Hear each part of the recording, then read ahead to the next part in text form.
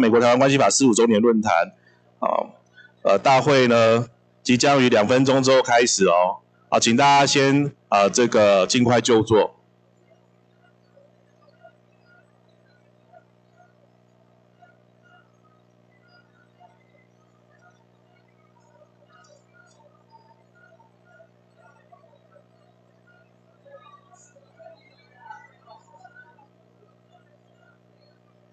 OK， 好。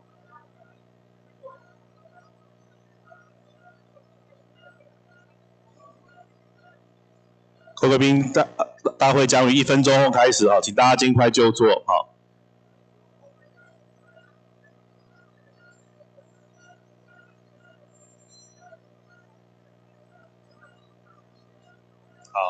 好，请大家这个注意这个手机先关静音哦。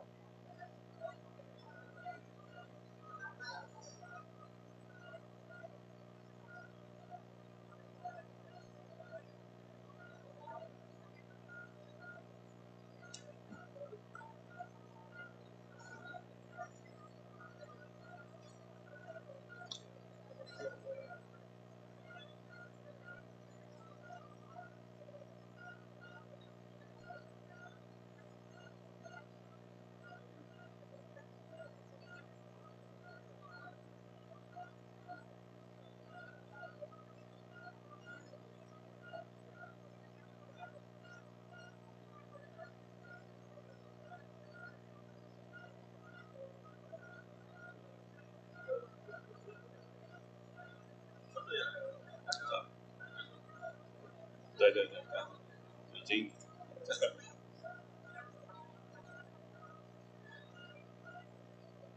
好，各位贵宾，大队即将开始，请大家尽快就座。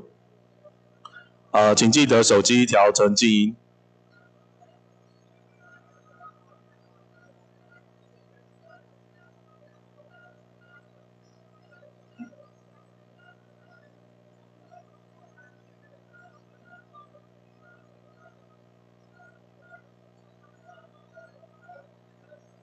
好，我们欢迎萧美琴副总统。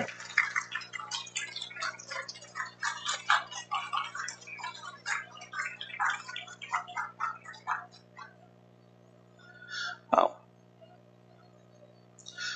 欢迎各位莅临美国台湾关系法45周年福和会论坛，迈向台美关系新里程碑。各位如果常常参加我们福和会论坛，一般都是由我们理事长林一鸣医师来做开场。那今天因为是外交的场合，那也是这个尹萧副总统，所以我们特别呢是由我们的福和会常会务理事也是前民主人权无任所大使阳光美信大使来帮我们做开场，美意大使请。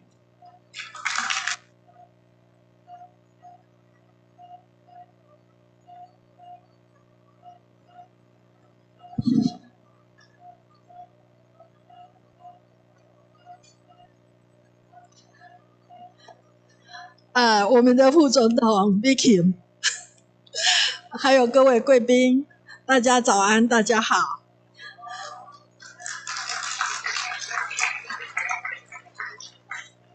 我今天觉得很荣幸可以代表我们的理事长在这里欢迎我们的副总统 Vicky。那福和会是5年前在我们住在 Houston 的李习洲先生，他说台湾好像没有比较 conservative traditional 的 political party 和 organization， 那他邀我要参加，那我心里很挣扎。Vicky 怎样？就是说，我们进入民进党的时候，我从美国回来，在民进党的时候是带入 Liberal International， 是自由主义的。那现在要叫我参加这个传统的，我真的很挣扎。不过后来想一想，以我们的台湾的处境对美国民主党、共和党，咱拢爱去做拉比，咱拢爱伊的支持，左中右我们都要他们的支持，所以我就参加了。那福和会在这5年来，他在各方面健保、劳动力各方面。在健保、劳动力各方面，台湾的特别是国防外交非常的重视，我们结交了很多退休的将军，今天的议题里面也很多会参加。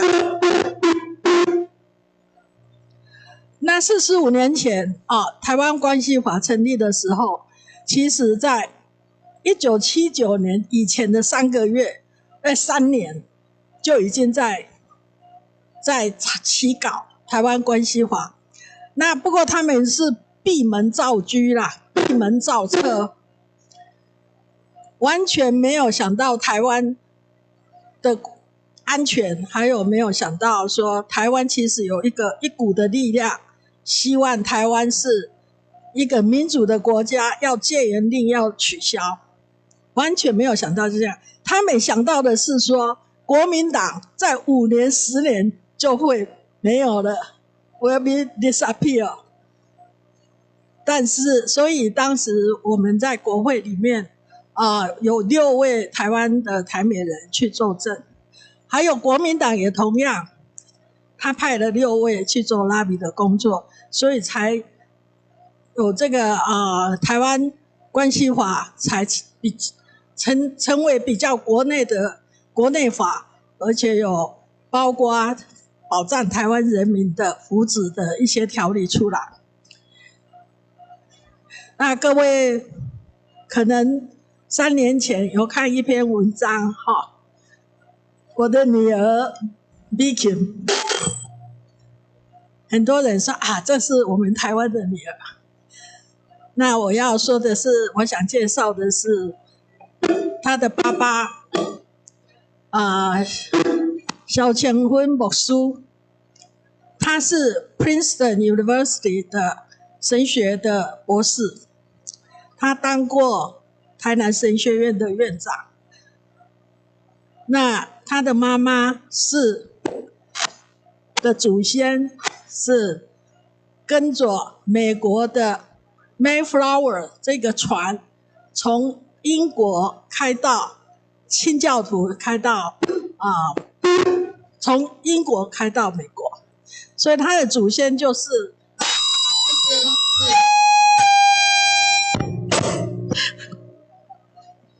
不好意思妈妈这边是台湾，就是说美国人想要追求他们自己的幸福，他们不是要扩张英国的领土，所以来美国这个新的地方。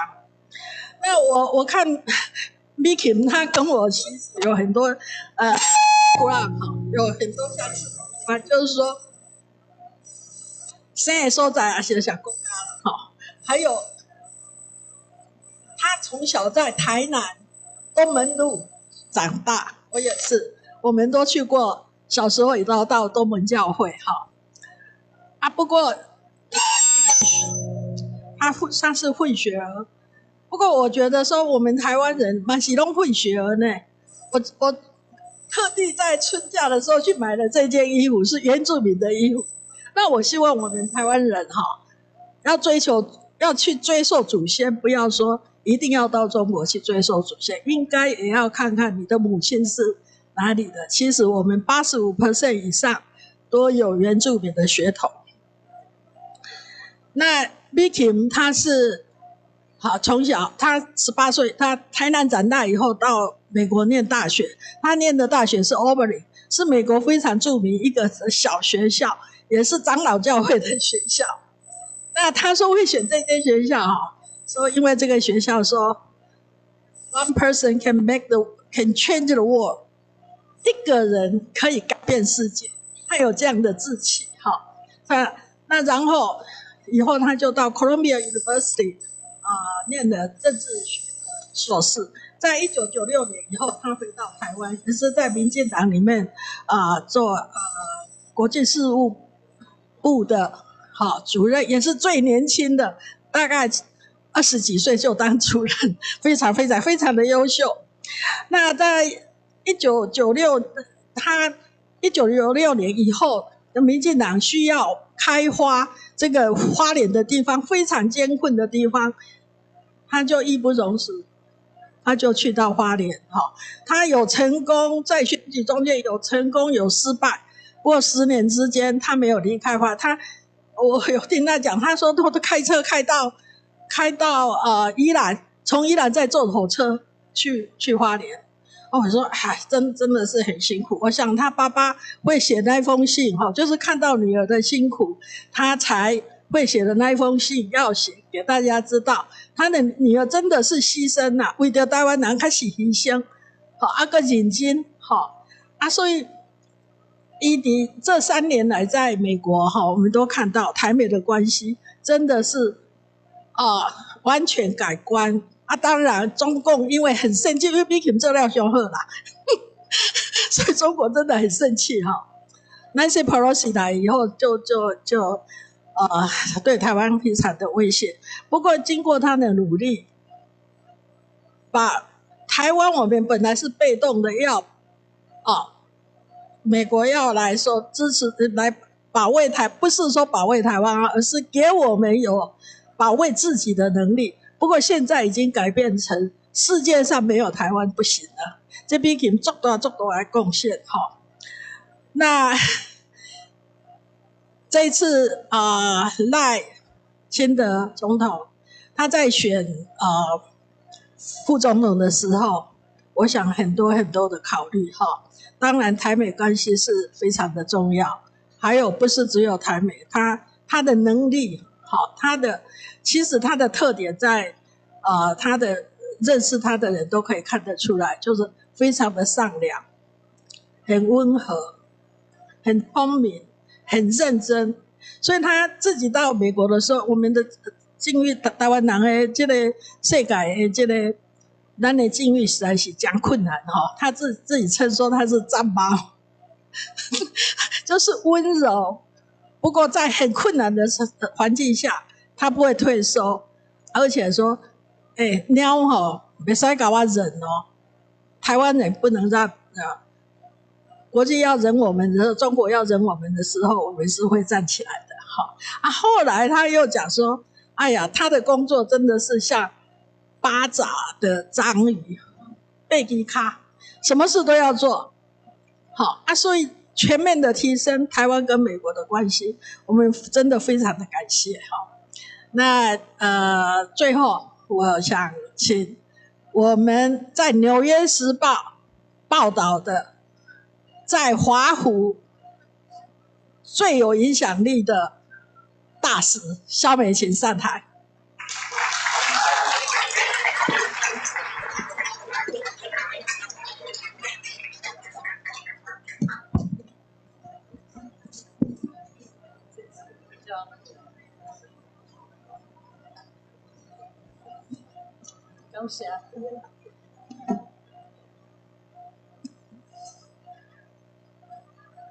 感谢杨黄美信咱美信姐介绍我们今天福和会的洪秘书长，还有所有我们福和会的先进现场的各位贵宾，大家早安，大家好。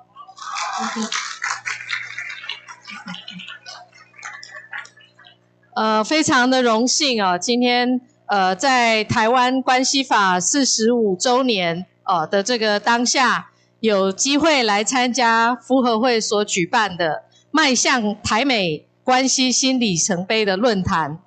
那刚刚美信姐介绍的时候提到说，福和会是一个这个基督教又保守的一个组织但是她同时又介绍我当年在美国念大学，念的是一个非常 progressive 的、非常进步的学校，那也影响我日后从政以及我对各种社会议题在努力的方向。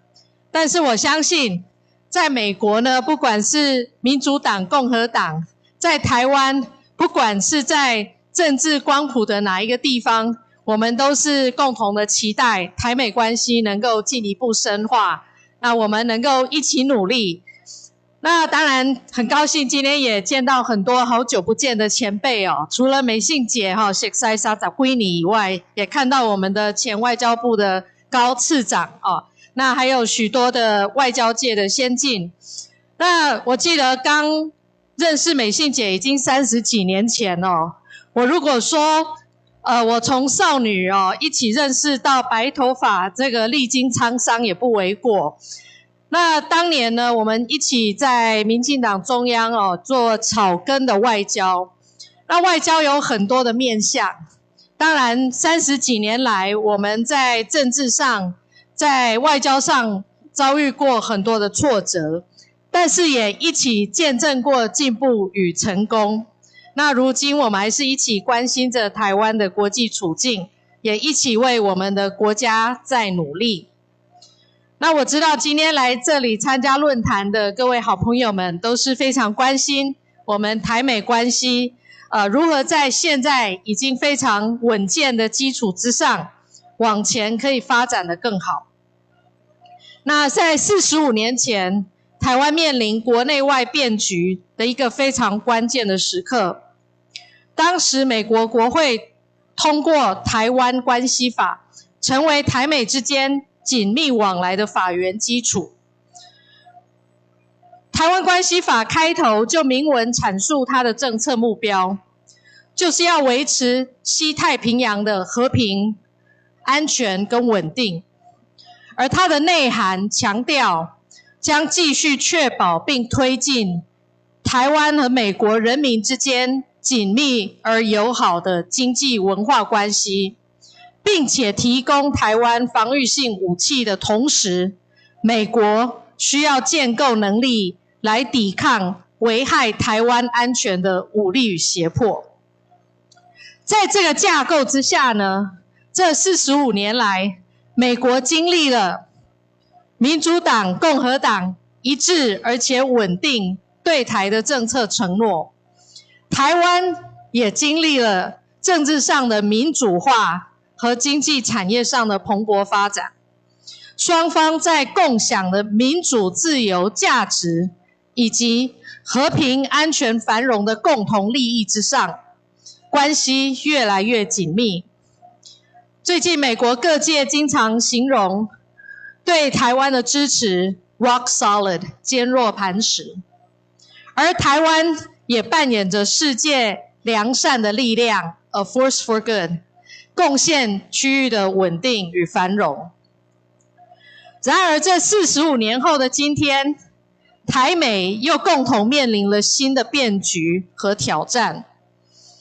大家都关注到全球国际局势现在非常的复杂多变，俄乌战争已经超过2年，到现在还没结束，以巴冲突、红海等等。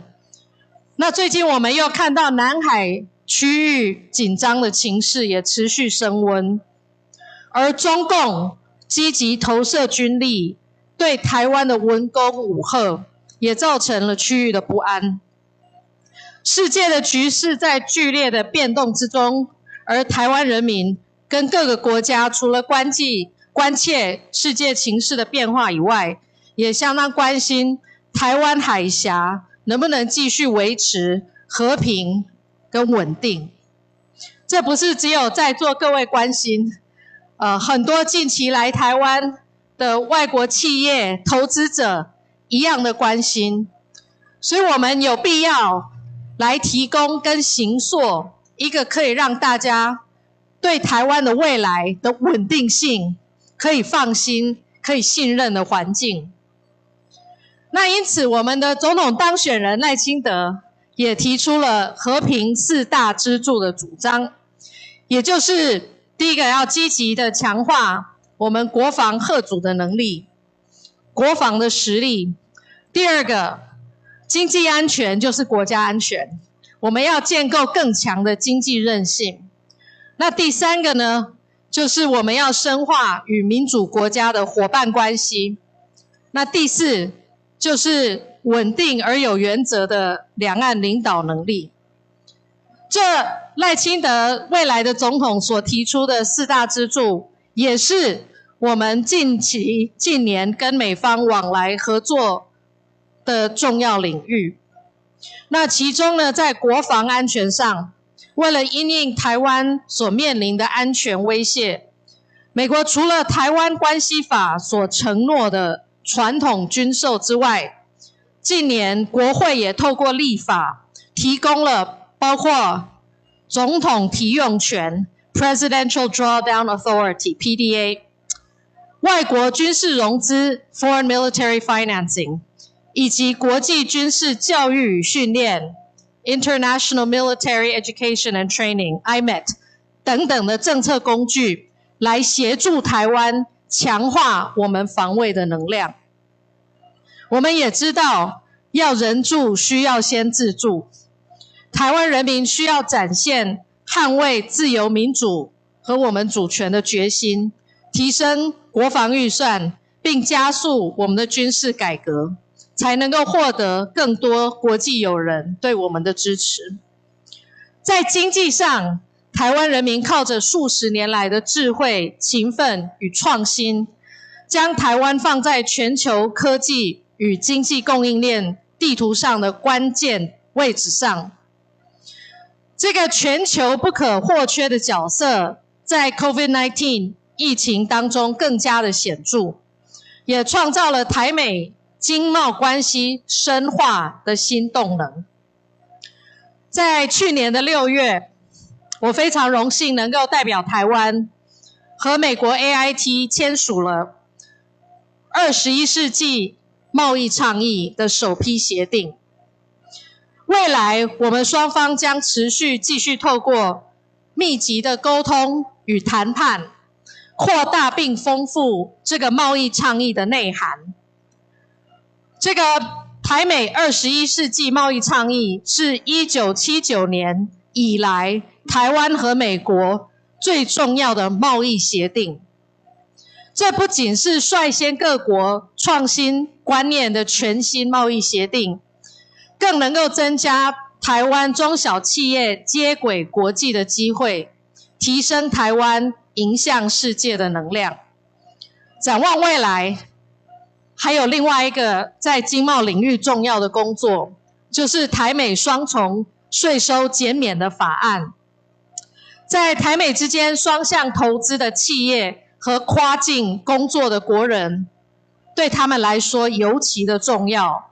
我们希望能够在大家共同努力催生之下，早日获得通过。我在驻美期间就这个议题努力的时候，我被告知我们的政府从80年代就开始提这个诉求。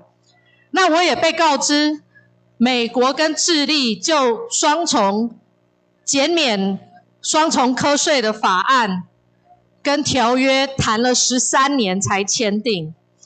那我跟美国各界的朋友说，我们没有13年可以等，我们希望尽速在13个月内就要能够通过这个法案。那也非常谢谢美国朝野各界，还有许多我们海外的侨胞，也积极努力的共同的在推动。那除此之外，台湾跟美国还有很多教育、科技、文化等多领域的合作。那我相信很多的台湾乡亲也会看到未来有越来越多的国际青年选择台湾作为一个学习华语，或者是来认识亚洲、来认识台湾的一个游学、留学，或者是来学习的地方。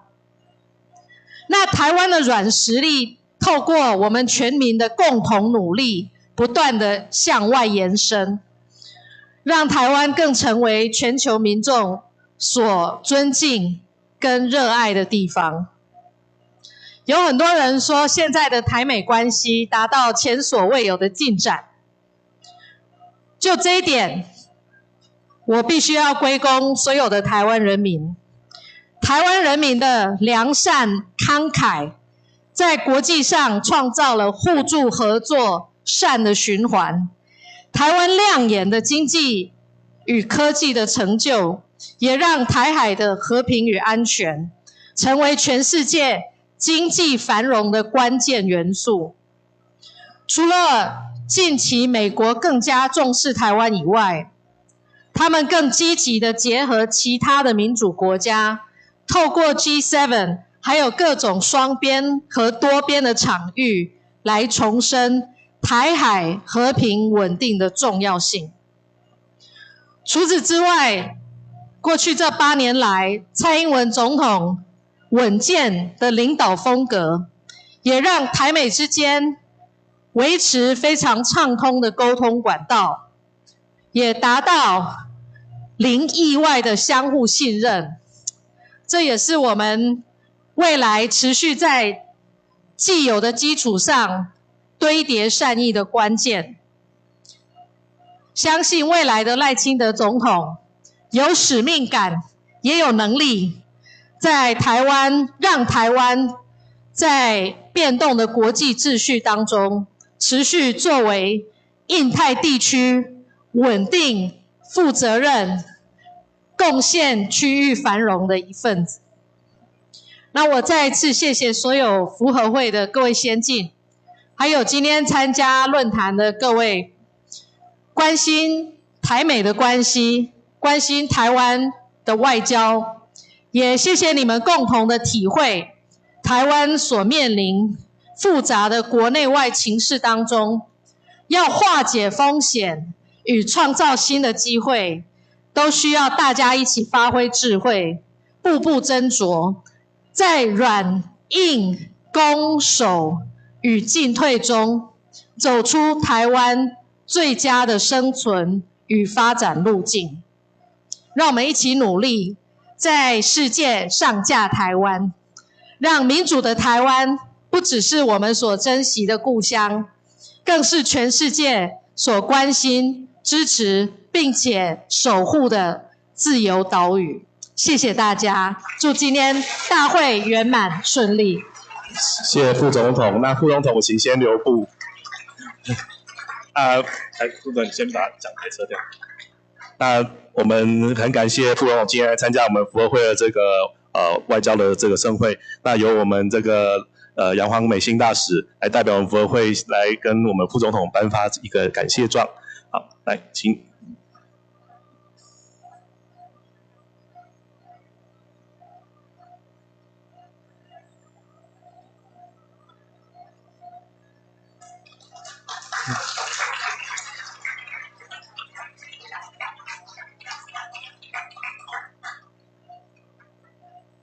好，谢谢副总统。那接下来想麻烦副总统就是先回座位。那各位，我们就是在座位上来跟这个副总统来做一个大合照。好，请各位就留在原座就好了哈。好，那摄影人员请。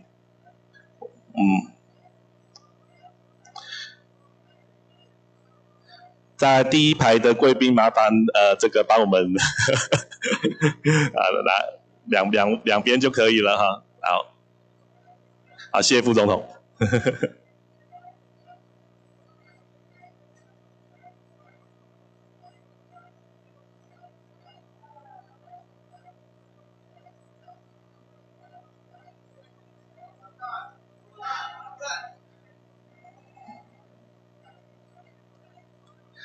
好，谢谢大家。OK， 好，那各位，我们恭送萧美琴副总统。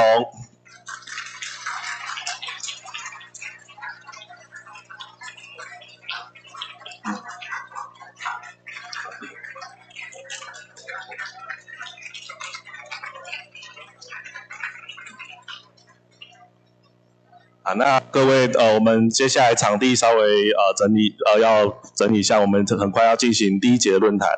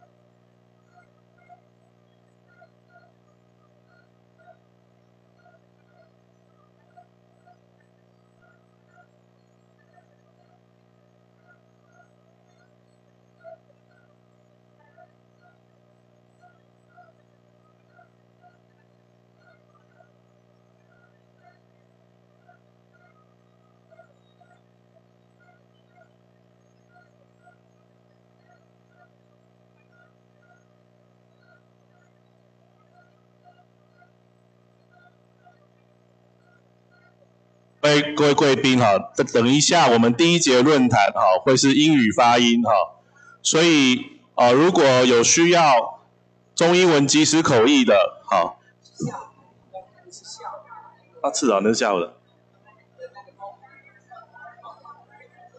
那如果需要中英文即时口译的贵宾，大家可以看到我们左右两边墙上有贴这个 QR code。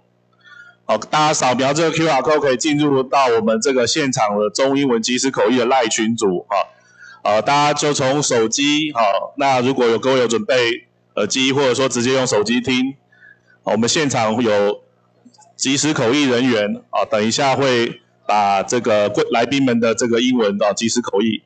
好，那各位加入群组的时候请注意请大家在群组里面只要听就好了，不要发出声音不然会干扰到大家听这个口译。好，请大家就尽量用耳机使用耳机来听以免发生干扰。好，所以各位现在看到左右两边墙上贴了这个大的 QR code 大家待会如果需要即时口译的时候请大家加入这个即时口译的LINE群组可以用手机尽量用耳机来听那不要在里面发出声音因为这样会干扰到其他人听这个口译。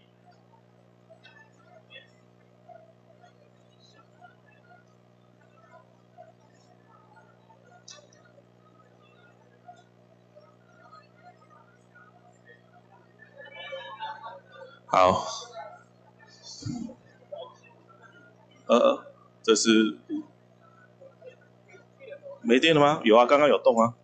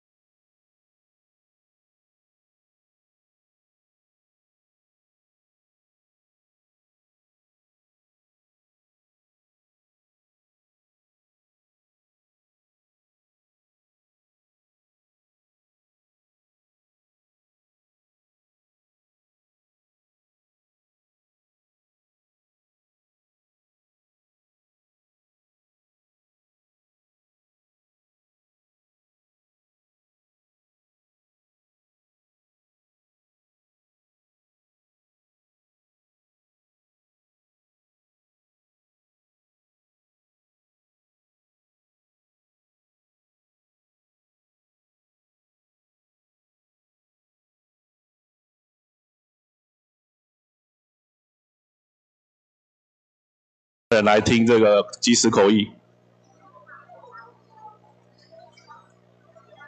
有上去的你要把那个木头的换掉。准备好了吗？椅子换好就可以了。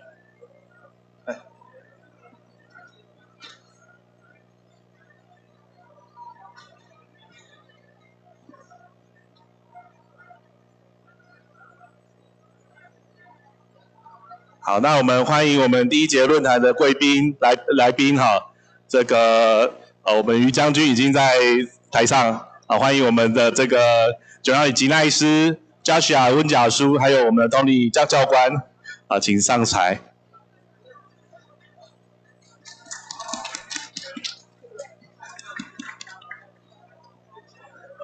Joshua 有刚刚有讲。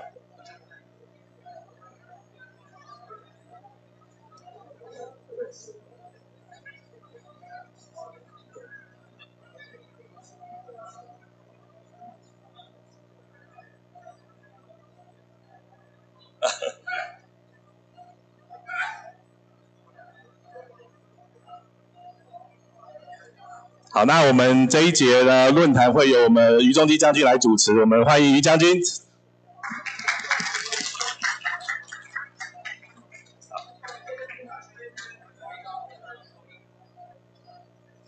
好，你们先合影。我们几位讲者，我们先合影一下哈，大家稍等一下。这几位讲师都是这个当今的一时之选哦。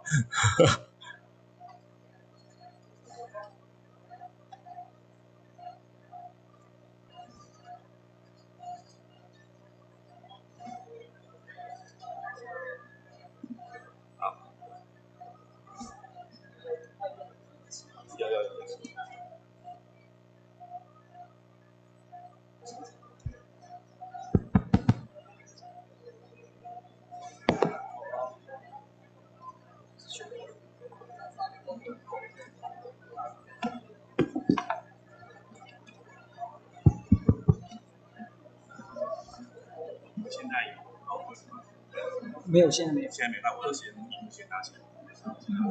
等现在那个Tony。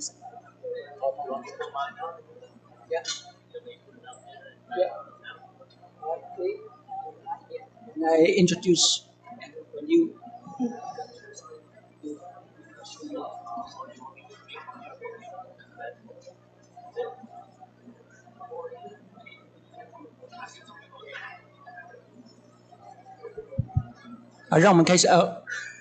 Get ready.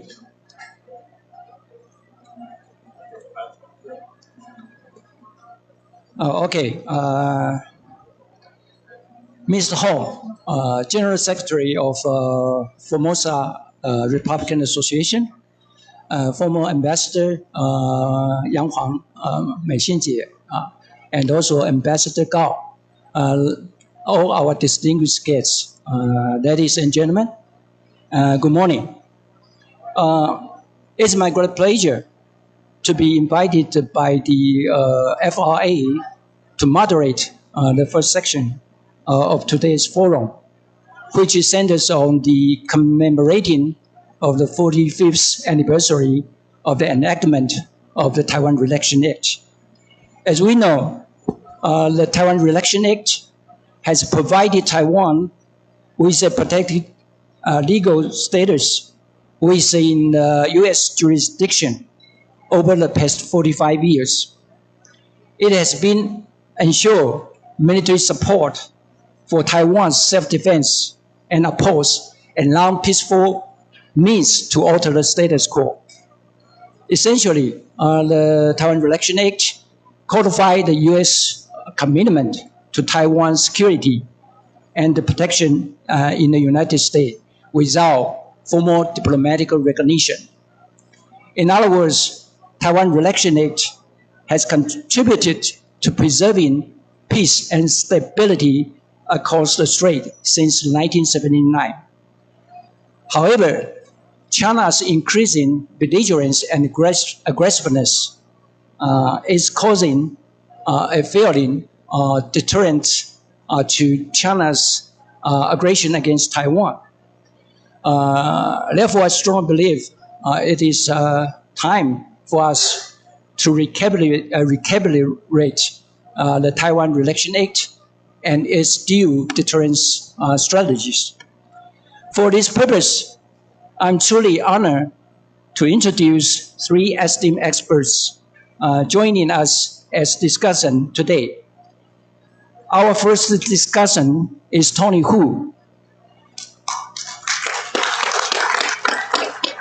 On my right-hand side, he served as a senior director for China, Taiwan, and Mongolia in the U.S. Defense Department, and as a deputy chief of the AIT Security Cooperation Office, specializing in defense and national security. And Tony will share us today his insights on the Taiwan Relation Act and provide an update on Taiwan's military procurement procedure and the change in military bilateral relations between United States and Taiwan. Of course, from a perspective of American. The next speaker is Josh Wenger. Say hello, Josh. Josh is a postdoctoral research associate at the Institute of Sociology's Academia Sinica. His field of expertise is in the territorial defense force and civil defense. Dr. Wenger will discuss the Taiwan Relation Act and Taiwan's public opinion from a case for a critical commitment. The final speaker is Gamans Lalari.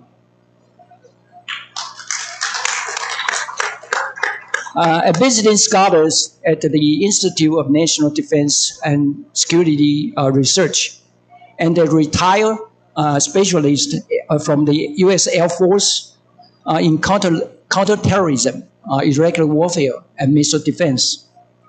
He will discuss U.S.-Taiwan relations from a perspective that some may consider controversial, using his word, from a troublemaker's perspective.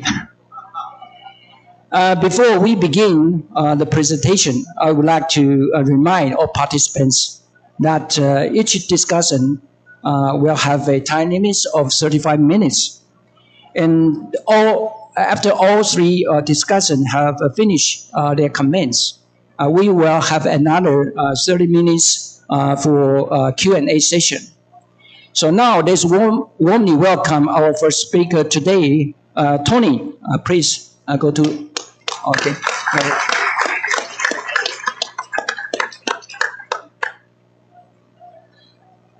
Before I begin, I would like to thank FRA for your kind invitation. I'm honored to be in the presence of so many distinguished friends and colleagues here. Thank you, Max, for your invitation. In the next 25-30 minutes or so, I will talk about the defense and security provisions of the Taiwan Relations Act, the transformation of the arms sale process during the past 45 years, and the transformation of the American Institute in Taiwan, AIT, during the past 45 years.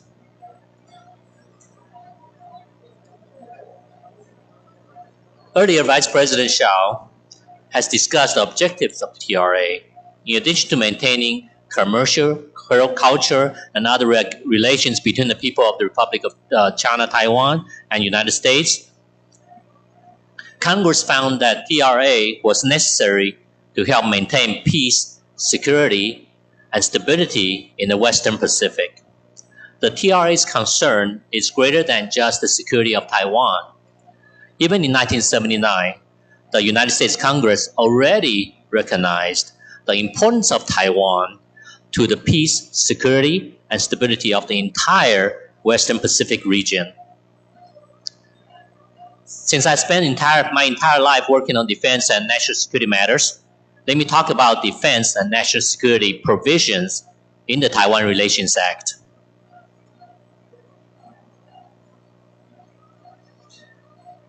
In spite of the fact that diplomacy is the prerogative of the president, the United States Congress wanted to ensure peace is maintained and that China takes the path of peaceful resolution of the differences between the mainland and Taiwan.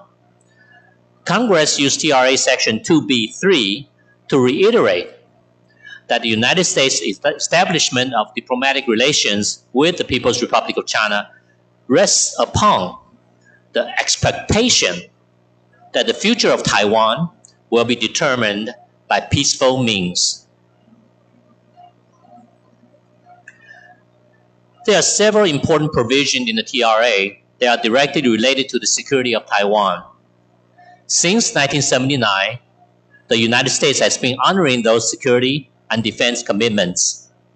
Section 3 provides the foundation for the United States to make available to Taiwan defense articles and services necessary to enable Taiwan to maintain a self-sufficient self-defense capability. I'm sure all of you are familiar with those. The purpose is to ensure Taiwan has the capability to deter China from using non-peaceful means against Taiwan. To help to protect the way of life of the people in Taiwan, Taiwan Relations Act also requires the United States military forces to maintain the capacity to resist the use of non-peaceful means, including coercion, that would jeopardize the security or the socio-economic system of Taiwan. Maintaining the capacity to resist is the job of the commander of the Indo-Pacific Command.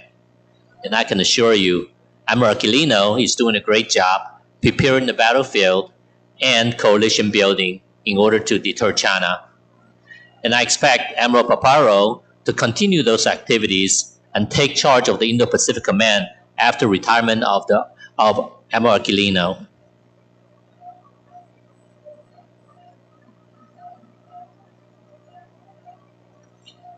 One issue facing now is the definition of non-peaceful means. Its gray zone tactics such as cognitive warfare with fake media reports, cyber warfare, and intrusion activities by PRC warplanes and warships non-peaceful? China is finding wiggle room to do bad things in the lack of definition of non-peaceful means. Communist China also likes to twist things around. The United States provides Taiwan with self-defense capabilities because of the threat from China. The level of U.S. assistance to Taiwan is in direct proportion to the level of threat from China. As the threat increases, the more the U.S. assistance to Taiwan. China says U.S. assistance to Taiwan caused China to increase the threat. I don't think Taiwan would spend as much of its precious resources on defense if there wasn't a threat from China. China has already seen what happens when they increase the threat. Maybe China should try to reduce the threat and see if Taiwan and the United States respond positively. 各位贵宾哈，请你把你的麦克风群组里面，如果在直系口译群组里面的贵宾，请你把你的麦克风关闭，不然会有太多杂音，大家会没有办法听到即时口译哦。好，麻烦大家注意一下，现在看自己的手机即时口译的群组中的各个贵宾，请你们把麦克风关闭。好，都关好了吗？好，不好意思，风云教官，不好意思打断，嘿。No problem. Now, with the increased threats from China, President Biden saw the need to provide even more self-defense capabilities to Taiwan by using the Presidential Drawdown Authority, as it was mentioned by Vice President Shaw. This will enable transfer of defense arms from U.S. stock to overcome the production delay caused by the COVID slowdown. As the threat changes, there has been several transformations of U.S. arms sale process to Taiwan during the past 45 years of Taiwan Relations Act. The United States honors the 3 joint communiques, the 6 assurances, and the defense provisions within the TRA with the expectation that China pursues peaceful means to resolve its differences with Taiwan. When it became clear that China is not pursuing peaceful means, the U.S. responded with changes. Let me first talk about the original arms sale process. A statement in the U.S.-China 1982 joint communique which said, the United States will not exceed either in qualitative or in quantitative terms of the level of defensive arms being supplied to Taiwan at the time. The United States established the process of U.S.-Taiwan annual arms sale talks. A pre-talk in the fall of each year when Taiwan submits a list of items Taiwan would like to have. Subsequent working level discussion will take place to further discuss the requirement in more details. The U.S. military departments, Army, Air Force, Navy, Marines, we will work system releases that are under our service and provide rough order of magnitude costs. Department of Defense then formulate Pentagon's position on those release of those items to Taiwan, while State Department and National Security Council will formulate their own responses. Then we will have an interagency meeting where we will formulate the United States government position on the arms sale. And in following spring, usually in April, we will invite a delegation from Taiwan to visit Washington, D.C., where we will inform the delegation U.S. position on the items that Taiwan have requested. At the time, the United States have a self-imposed bucket on arms sale value of $680 million a year. And the bucket was reduced by $20 million a year to demonstrate to China U.S. commitment to the 1982 Joint Communique.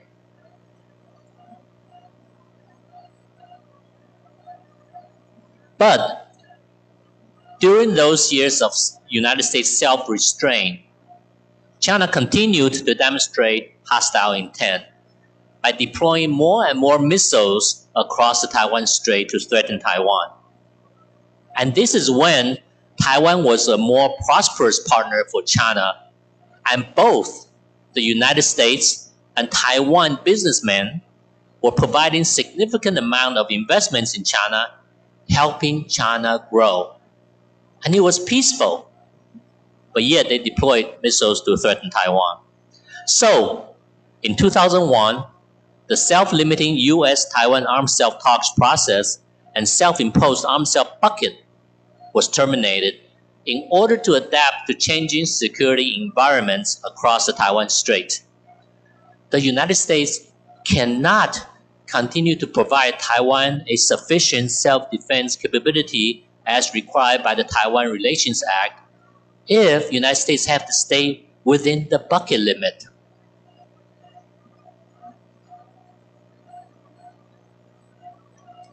Oops. Okay. However, after we abandoned that bucket, the United States self-imposed another unwritten rule on the Taiwan arms sales. The notification of Taiwan arms sales to Congress started being bundled up with the idea of not causing too much disturbance in the U.S.-China relations. Sometimes the notification would be on hold for months, which caused two major problems. LY, Taiwan's legislative yuan, approved defense procurement budget for 1 year, and that might run out of validity if MND does not spend the money on that year. Often they have to return it and they have to reapply for the budget.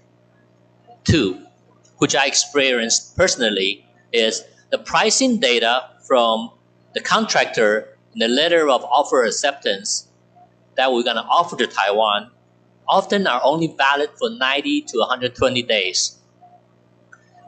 If this delay happens and the military department cannot get an extension from the contractor, that entire LOA has to be rewritten. And I can assure you, a delay always causes the price increase. The price never go down. So there was a cost delay of congressional notification, which was often ignored by policymakers. And I'm glad to say that the bundling practice is no longer in use now. There is one very positive change of the arms sale process in recent years, is the extensive discussion that takes place before Taiwan submits its request. The discussion on the threat and the best capability to counter the threat and the best systems in terms of the performance and affordability that can provide the needed capability. Those discussions takes place before the submission of the letter of request from Taiwan.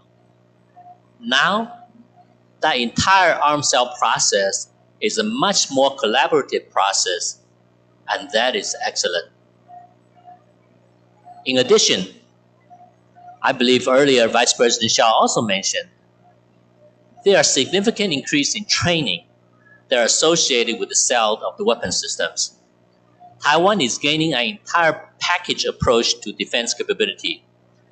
Taiwan is receiving training not only how to operate and maintain the weapon system Taiwan purchased, but also how to employ them in an integrated, synergistic manner to provide maximum defense protection for Taiwan. And that is all good.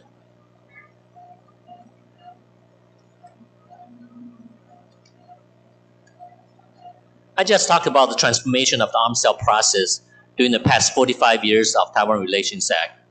Now let me talk about the transformation of the American Institute in Taiwan.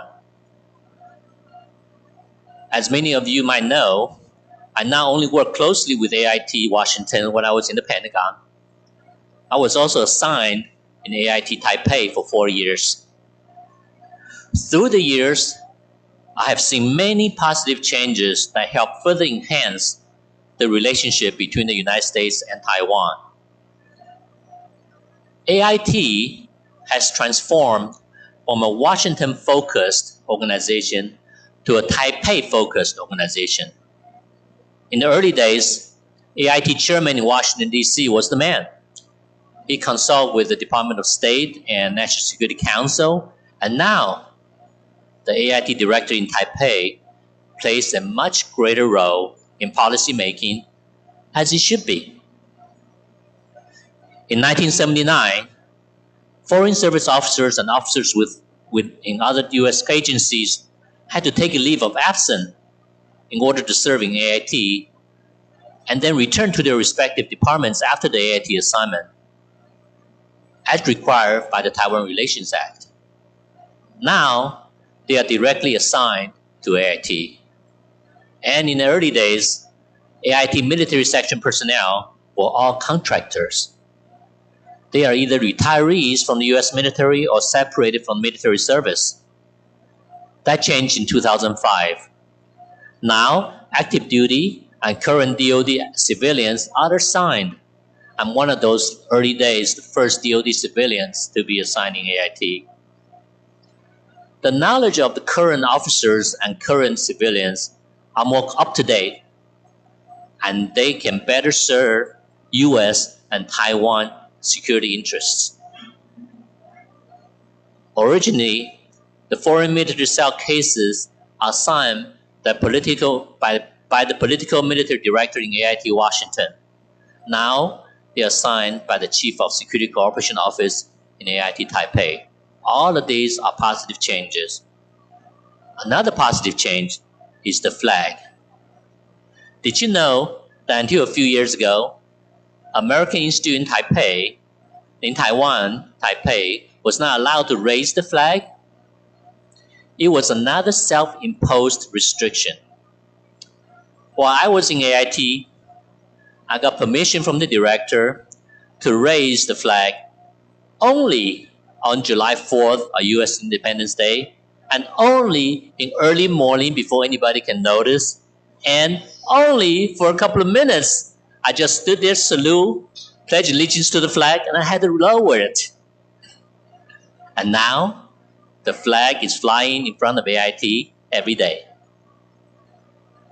Congress has taken the position to remove more of our self-imposed restrictions, such as limits to senior U.S. military officer visits to Taiwan, and limits on Taiwan officials' visit to certain locations within the United States.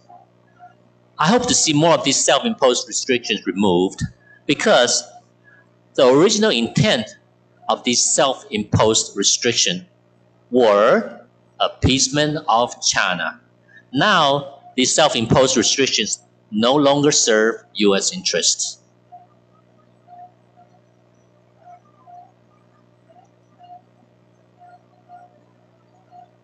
The Taiwan Relations Act, especially those provisions on security and defense, have helped maintain peace across the Taiwan Strait by injecting uncertainty as China contemplates an attack on Taiwan. Today, we're here to celebrate 45 years of Taiwan Relations Act. I'm not sure how long we'll be able to continue to celebrate the anniversaries of TRA. Why do I say that? I worry that Xi Jinping might be preparing to take military action against Taiwan. The expectation from the United States Congress 45 years ago was that the establishment of formal diplomatic ties with China is peaceful resolution of China's differences with Taiwan. If Xi Jinping attacks Taiwan, I believe that will be the end of the Taiwan Relations Act because the American Institute in Taiwan will be replaced by the American Embassy in Taipei. There will be no Taiwan Relations Act required. Thank you.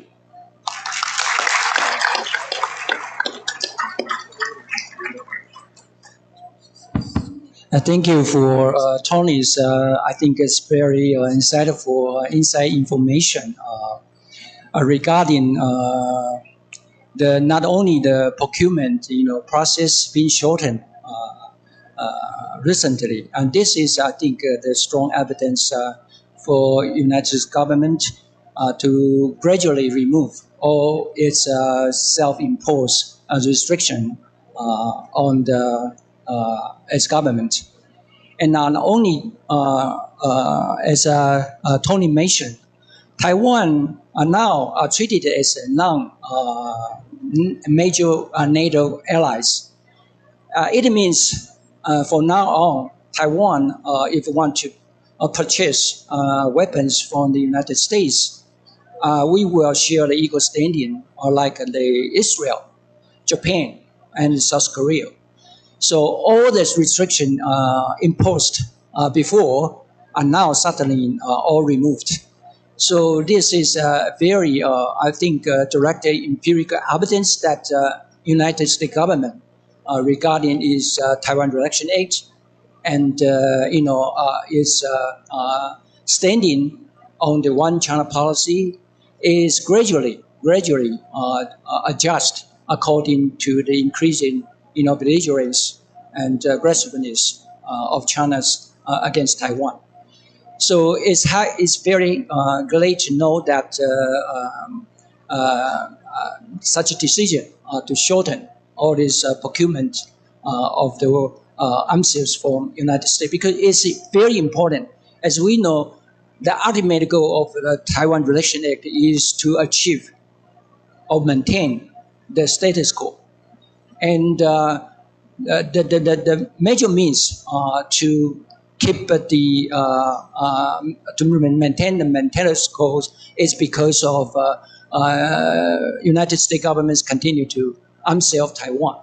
So shorten all these kind of weaponry to strengthen Taiwan's military capabilities is in good for Taiwan to keep a military capability balance between Taiwan and China, so that ensure we can continue to share the status quo without need to worry too much about China's military kind of invasion against Taiwan. So now let's go welcome our second speaker, Dr. Josh. Yeah. OK， 在这个 Joshua 来为我们发表之前哈，各位如果这个需要中英文即时口译的贵宾，好，请记得左右墙边的 QR code 扫可以进入这个我们的 LINE 群组，可以我们在群组里面提供中英文即时口译。但是请各位进入群组之后，请注意看自己的手机上哈 LINE 上面的画面，要把麦克风关掉。如果你没有把麦克风关掉，你会干扰到其他人。好，那我们再给大家一点点时间，这个需要中英文即时口译的，请你去扫描我们两边墙上的 LINE 群组，好，或者是我们工作人员会拿小手板，如果你需要的话，再跟我们工作人员要求。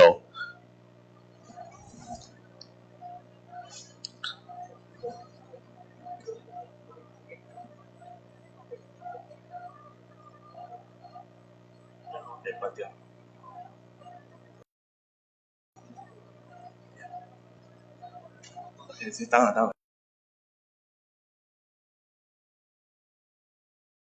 好，大家都加好的话，那我们都可以了吗？还有没有需要？有需要的再跟我们的工作人员要我们的小手板，或者是到左右两边。好，那记得加入之后一定要把麦克风关掉，不然你会收到现场的声音，你会干扰到我们的中英文即时口译那大家会听不到。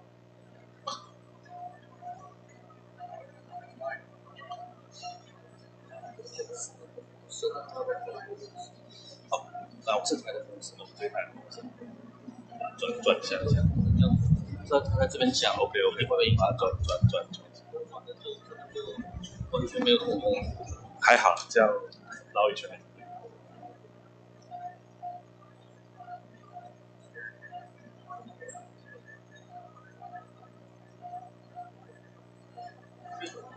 好，各位如果没有关麦克风会影响到大家的口译的话，我们可能工作人员只好把你踢出群组。这个先跟大家抱歉一下。好，请记得先赶快看，趁现在大家看一下自己的这个 LINE 的这个画面，把麦克风关闭。好，大家都加好了吗？也都关好麦克风了吗？那后面还需要，慧清后面还有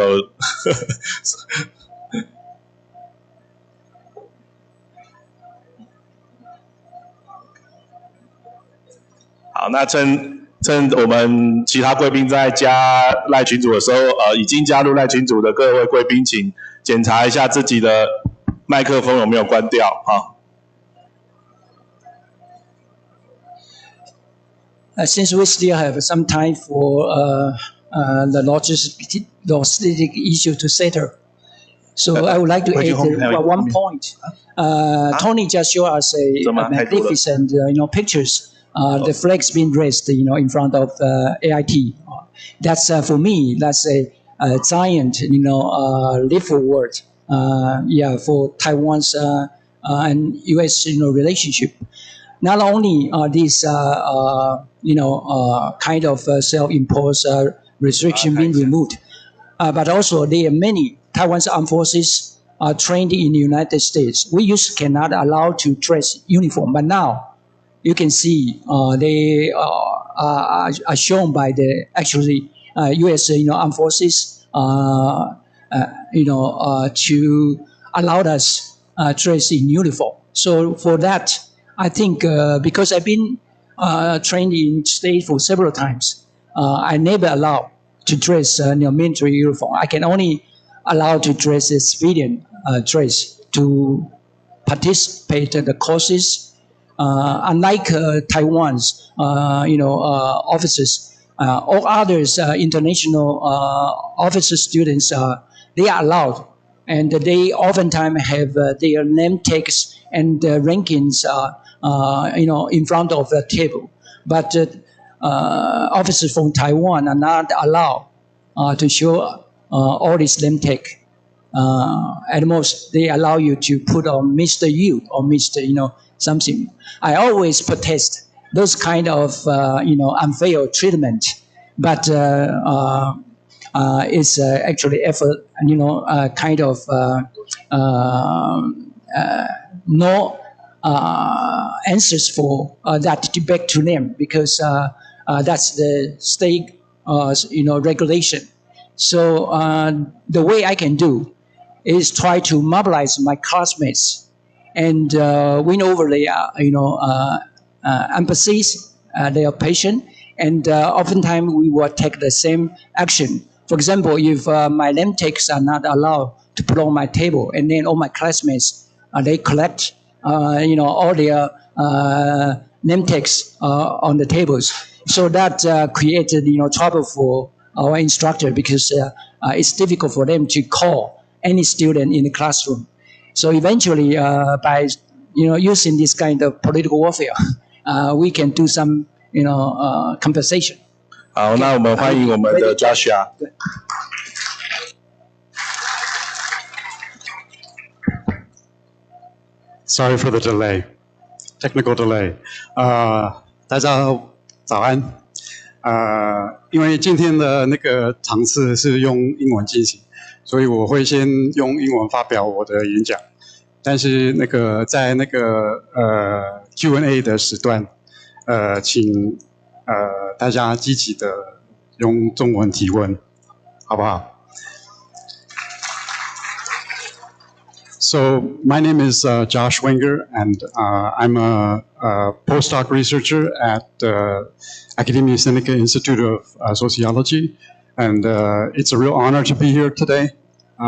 Thank you very much, Fu He, for the invitation. So today we're here to celebrate the 35th anniversary of the Taiwan Relations Act. The Taiwan Relations Act has helped to provide peace and stability for 45 years. But I'd like to today to pose a question. All right, is there a case, are there reasons to revise the TRA to make a clearer commitment to Taiwan's security, right? And I'm going to look at this question from the perspective of Taiwanese public opinion, right? What you Taiwanese, right, think about the threat from China, about your own defense capabilities, about the U.S. commitment.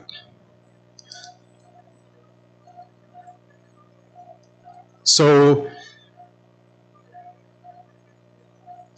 the question I want to ask is, what can Taiwanese public opinion tell us about a debate, and there is a debate in Washington, over possible enhancement of the TRA to include a clearer U.S. commitment to Taiwan's defense. So the method that I use is just analysis of Taiwanese public opinion related to key arguments on both sides of this debate. And I use open source opinion data that if any of you are interested, you can get some of it you can download, some of it you just have to make a request. So this is all open source. The China Impact Factor is a survey that we conduct at our Institute of Sociology at Academia Sinica. And the longest opinion survey on Taiwan security issues is the Taiwan National Security Survey, which is a cooperation between Duke University and Zhengda. And they have been conducting that survey most years since 2002. And then finally, your Guofang in the last 3 years has started to do regular opinion polls on Taiwanese opinions about defense issues. And they do one every quarter, so 4 every year. So that's a very good development.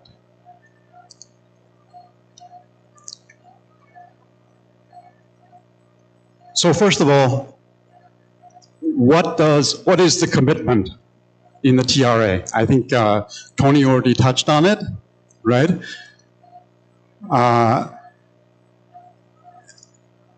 It's part of a calculated strategy by the United States that's called strategic ambiguity, 战略模糊, right?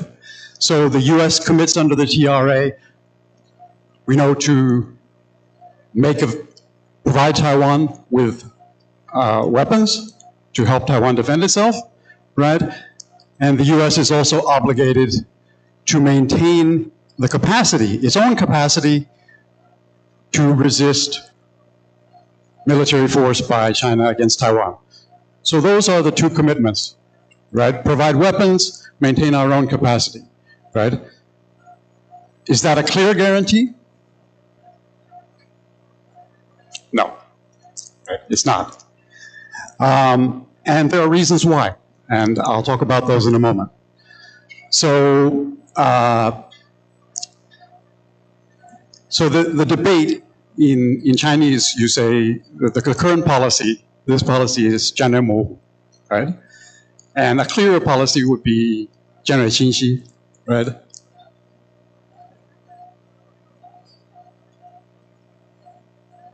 Okay, so first let's look at the key arguments for maintaining the TRA as it is today, and that's strategic ambiguity, right? The logic of strategic ambiguity is dual deterrence, 双重吓阻, right?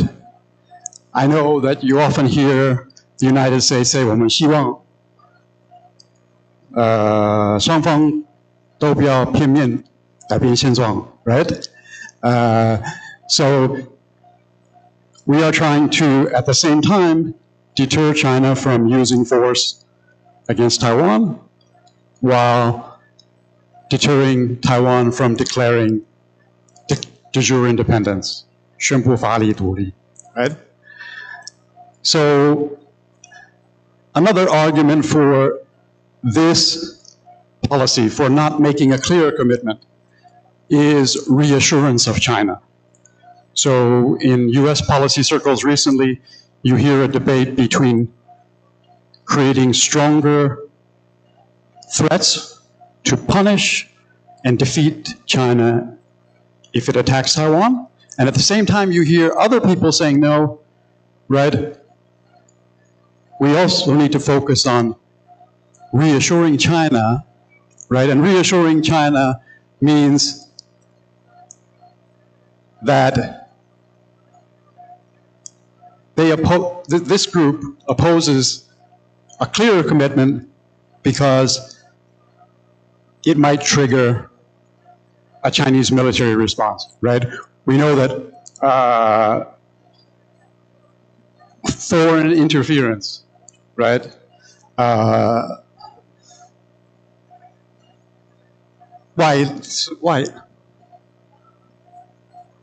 外力介入. Anyway, foreign interference is one of China's stated red lines for using force, right? So strategic ambiguity, basically, some people think it's the perfect strategy because it creates uncertainty over how the US responds. So China is deterred because it thinks the US may intervene, and Taiwan is deterred from declaring independence because it fears that the US might not defend Taiwan under that circumstance, right? So the US can deter both sides from changing the status quo, can reassure China, right, while discouraging Taiwan independence.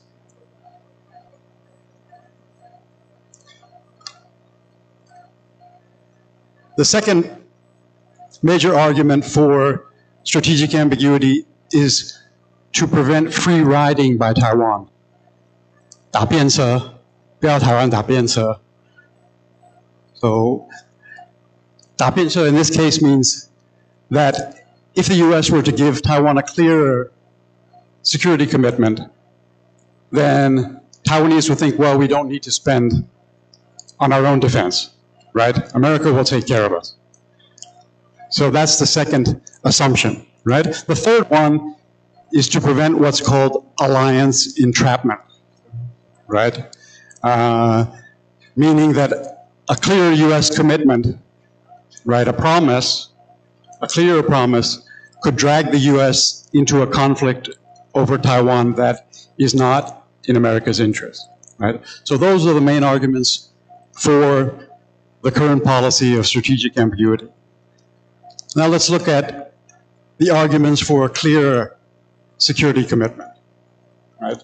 The first one takes into account that the balance of power in the Taiwan Strait has shifted radically since 1979, right? And that a clear commitment is needed to deter China from using force, to convince China, right, that the US and Taiwan could defeat any use of force. The second argument is that there's no need to deter Taiwan, right? There's only one side that needs to be deterred, right?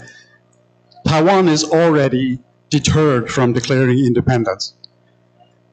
Taiwanese already believe that China's military threat is credible, meaning most Taiwanese already believe that if we declare de jure independence, 法理独立, that China will attack. Right? The third argument is that people are talking about how China needs reassurance, right? The argument for a clear commitment says that it's Taiwan that needs enhanced reassurance, right? That ambiguity creates skepticism, right? 以美论, right? and a kind of self-defeatism among Taiwanese, right? And the U.S. has put pressure on Taiwan to adopt an increasingly asymmetric military strategy, right? They want Taiwan not to invest so much in big weapons platforms, but to focus on asymmetric warfare, defeating China, right, in the Taiwan Strait before it reaches Taiwan, using asymmetric. But the problem with that strategy is that if Taiwan doesn't invest in its own larger platforms, it's very vulnerable, right? So if you want to move toward a completely asymmetric strategy, then Taiwan has to be sure that the U.S. is going to come, right? Taiwan is going to hold out, right, using asymmetric weapons like Ukraine is doing now, but they have to be sure that the U.S. is coming. And the fourth argument about entrapment is that entrapment can be avoided. We can give a clear commitment to Taiwan security and still avoid entrapment. So a clearer commitment could include conditions, right, that restrain Taiwan and give you the U.S. discretion. For example, NATO, right? NATO is a collective defense alliance, and Article 5 obligates all of the member states, right, to help any state that is attacked, right?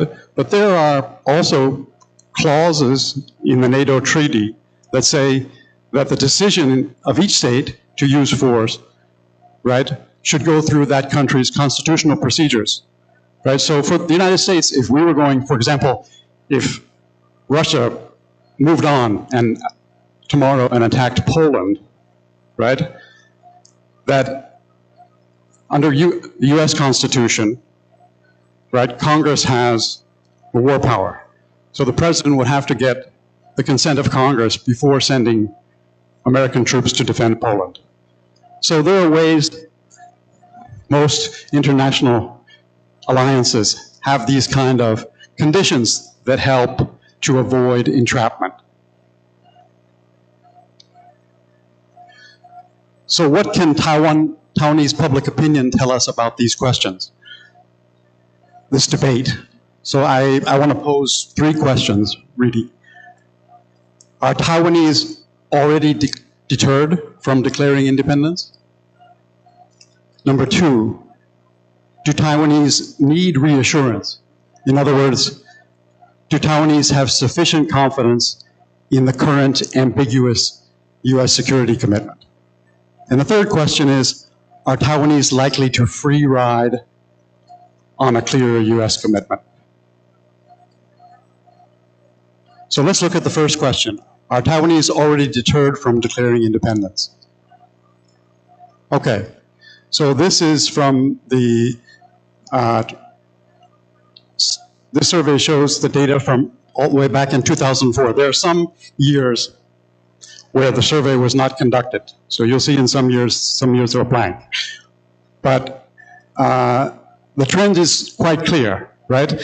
They ask people if they support declaring independence under two conditions, right? The first condition is that declaring independence will not cause China to attack, will not, okay? And if we look at the yellow bars, we see that in that scenario, about 70% of Taiwanese, right, consistently, at least since 2011, right, feel that, yes, under that condition, then I would prefer to declare independence, right? But under the second scenario, right, that declaring independence would result in an attack by China. If you look at the red bars, right, you'll see that in recent years, there are some people who are willing to risk. More people are willing to risk. It's almost up to about 40% who say, I support declaring independence, right, even if it would cause a war. But most people are quite cautious, right? So there's never been a majority of Taiwanese. We've never seen a majority of Taiwanese say, even if it causes a war, right, I'm determined that we should declare independence. So how does the Taiwanese public view whether declaring independence would result in a PRC attack, right? Do Taiwanese believe that China's threat is credible? 中国的吓阻是不是可信的? Right?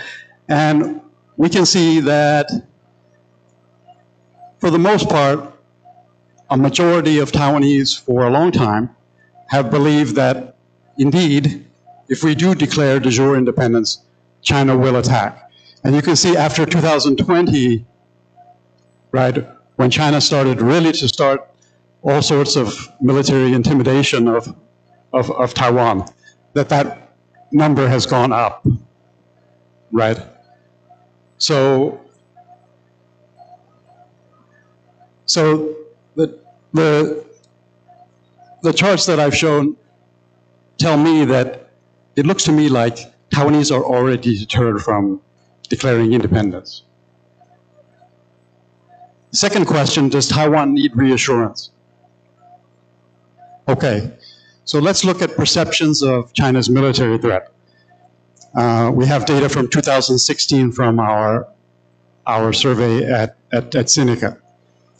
And if you look at the data from 2019, right, there's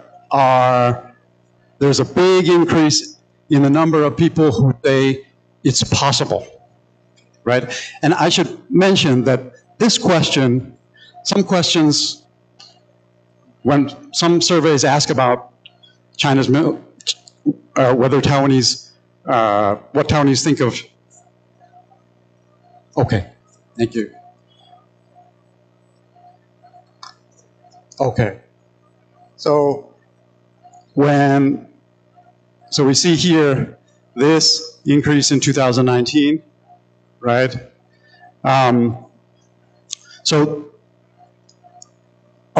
unfortunately, a lot of surveys, when they ask the question of how do Taiwanese view the China threat, they ask, do you think that if we declare independence, right, China will attack us? This question is asked in a better way, right? It asks, if Taiwan continues to refuse unification, right, do you think the mainland will use military force to force Taiwan to negotiate unification? 如果台湾一直拒绝统一，你认不认为中国大陆会使用武力迫使台湾进行和平协议、和平谈判 right? So you can see that the possibility went up and that after 2019 it's continued to go up and it's become a majority. So a majority of Taiwanese are worried that at some time, right, China will use force even if we don't do anything to provoke them.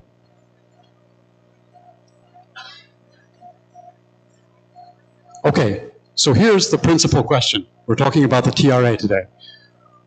How much confidence does the Taiwan public have in America's security commitment? So this again is the Taiwan National Security Survey, and it asks the questions under two scenarios, right? One is Taiwan declares independence, and those are the blue lines, right? The other is that China uses force unprovoked, that Taiwan didn't do anything to provoke China. And you can see that for a long period of time, right, even under the conditions that Taiwan declared independence, a near majority or sometimes a majority of Taiwanese believe that the US would come to Taiwan's defense under that condition. You can see that if the attack is unprovoked, right, Taiwanese are very confident until 2020. And then in 2020,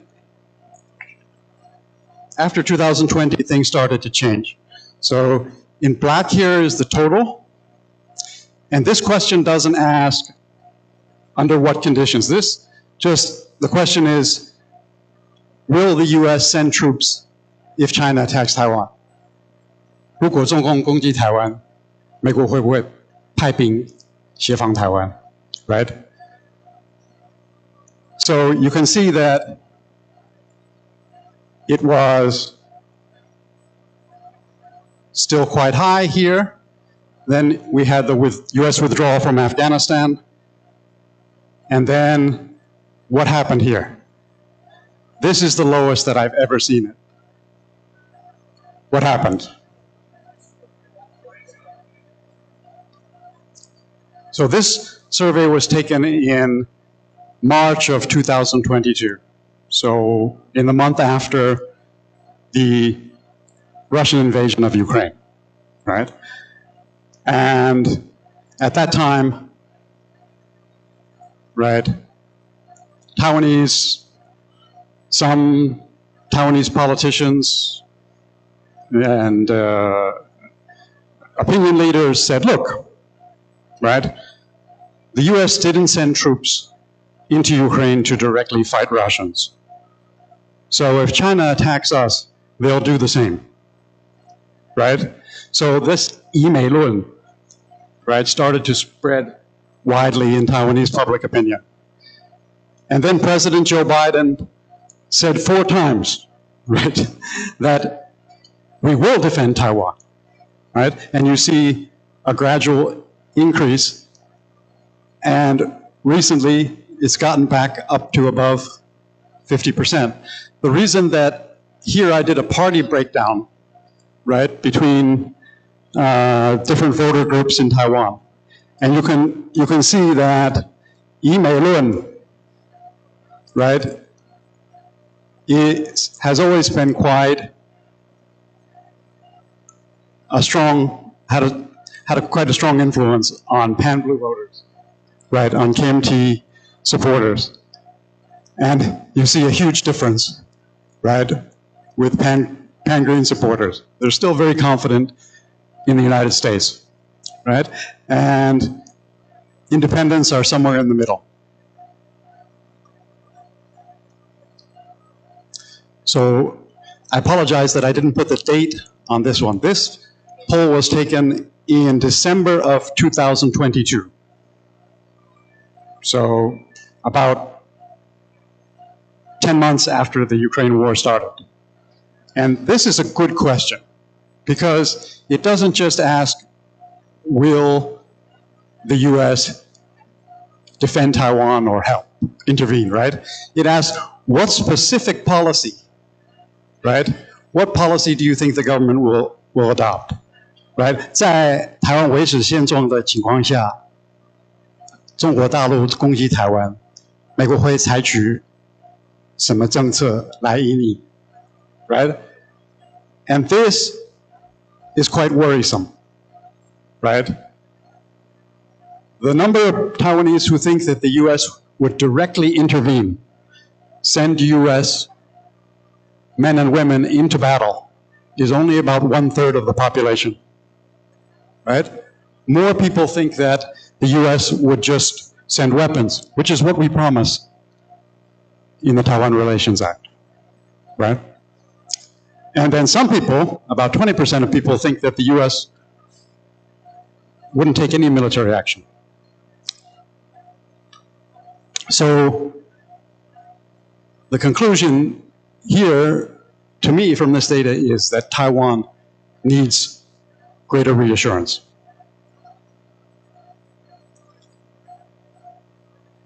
So the last question is, are Taiwanese likely to free ride on a clear U.S. commitment? So the free rider hypothesis assumes that the more Taiwanese believe that the U.S. will defend Taiwan, the less they will be willing to spend on their own defense, right? That's the assumption. So unfortunately, there isn't a lot of historical data on Taiwanese attitudes toward defense spending. But luckily, Guofang has started to poll Taiwanese opinion on this issue. So if we look at 2022, you see that a majority disapproved, right? If you add these two together, a majority disapproved of this question, right? Do you approve if the government reduces spending on other items to prioritize increasing the national budget? 你赞不赞成政府减少其他项目，优先增加国防预算？ Right? So, but we see a change, right, recently. Here you see a majority support increasing spending on national defense, and that's probably why the Tsai government for the past 2 years has made major increases, right, in the defense budget, because there is support in the public. So here I did a simple regression analysis, and I want to look at these two variables, right? Whether people believe the U.S. will defend Taiwan and whether they will prioritize military spending, meaning they're willing to spend less on other things and more on defense, right? And so I looked at some other variables that are usually important, right, in determining whether people prioritize military spending. If you think the threat is very serious, right, you're more likely to prioritize military spending. So there's the question asks, what do you think is the most important threat facing Taiwan, right? And so there were, for example, climate change or economic recession or COVID or another kind of COVID-like pandemic. Some people chose those issues, right? We would guess that people who think that the China military threat is the biggest threat would be more likely to prioritize defense spending. Also looked at, sorry, there shouldn't be, this one is a mistake. This is gender, right? A lot of studies show that women are less likely to support defense spending than men. So we would expect, right, men to be more likely to prioritize defense spending. Education level, right, is also often correlated with support for defense spending. People with a higher level of education are often, in fact, less supportive, right? And political party can also have an effect. In America, Republicans, right, are more supportive of defense spending than Democrats in general. So basically, my assumptions were that the correlations were all as expected, right? Here you see, right, that people who believe China's threat to be the biggest threat facing Taiwan, China's military threat to be Taiwan's biggest problem, right, are more likely to prioritize military defense spending, and it's very highly significant. Females, here you see a negative correlation, and it's significant, right? Education level again, right? Taiwanese with a higher education are less likely to prioritize military spending. And I was pretty sure that pan-green voters would be more likely, right? And that's true to a highly significant degree. But the most important thing is here. So I added this variable. Will the US defend or not? Right? And if the free rider hypothesis holds, right, then people who believe that the US will defend Taiwan should be less likely, right, to prioritize defense spending. It turned out to be the other way around, right? Actually, there's a positive correlation between belief that the US will defend Taiwan and believing that we should prioritize military spending.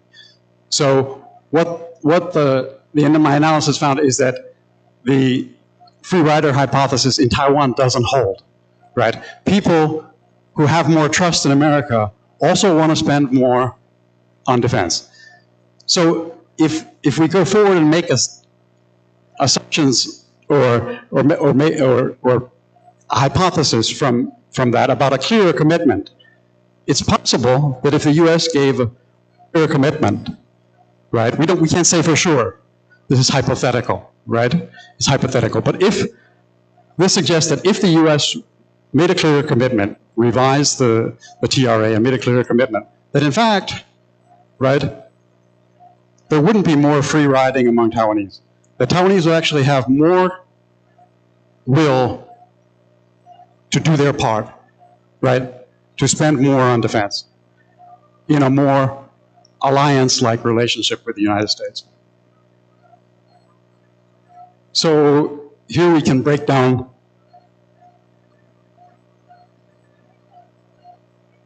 so these are people who approve of prioritizing defense spending, right? And people who don't. And if we look at, do you believe the US will defend? Yes or no, right? We see that the free riders, right? So people who think that the US will not defend Taiwan, right? That Taiwan will be on its own to fight by itself, those people don't support prioritizing defense spending. And people who do believe that the US will intervene, right, approve by a majority. So you can see that the free rider hypothesis doesn't hold in Taiwan, right? And you can see that the real free riders are here, right? The real, so I'm sorry, on the bottom. The real free riders are the pan-blue camp, right? The pan-blue camp, right, only 30% approve of spending more on defense. 61% disapprove. It's totally the opposite for the pan-greens. So thank you for being patient as I through the data. So what does public opinion data suggest about this debate? I go back to my original questions, right? My conclusions are a majority of Taiwanese are already deterred from supporting a declaration of independence, right? Secondly, that Taiwanese need greater assurance the U.S. is committed to defending Taiwan. And finally, that a clearer U.S. commitment is unlikely to increase free riding by the Taiwanese public. Taiwanese who believe the U.S. will defend Taiwan are more likely to support increased defense spending.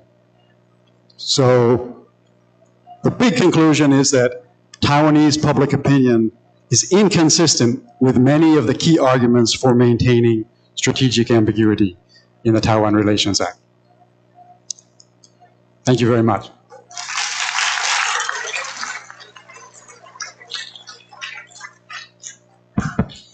Thank you, Josh, for a very outstanding, presentation. He provided a lot of solid empirical evidence to support his argument and justify why the strategical ambiguity still works. We'll spend more on military not spending due to the commitment, ambiguous commitment, and also it's more likely to deter Taiwan from declaring de jure independences. But my question for Josh will be, we know the deterrence is not only deter Taiwan, but also for deter China from using force against Taiwan. And our current President Tsai already, publicly announced that Taiwan does not need to seeking for de jure independences because we are already a independent sovereign state. And now the coming president-elect, Lai, he also would announced publicly he will follow the steps, the policy regarding the Taiwan, statehood. Follow the precise, steps, and there's no need for Taiwan to declare it. So that's make your research, arguments kind of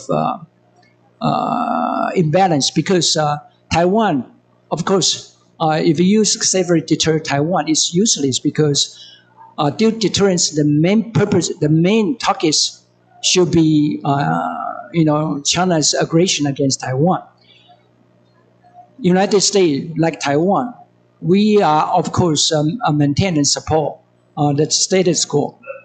But it is China, right now want to destroy or sabotage the status quo maintenance among the, trilateral, Beijing, Washington, and Taipei. So this research, I think, is the conclusion is only provide partial truth. I think more important, we need to go further to argue whether such dual deterrence strategies is also effective and workable to deter China's aggression against Taiwan. Otherwise, these findings will only provide partial truth. And the other question is, you also provide a very interesting empirical evidence that Taiwan's current problem probably is the PEM group camp from your findings. But you need to further explain why the PEM group camp, they hate the United States so much. American skepticism seems only workable in the PEM group camp, not in the Penguin or the independent groups. So that will be my comments, and hopefully you can give some highlighted us during your feedback. Now, the third discussion. Let's welcome troublemaker.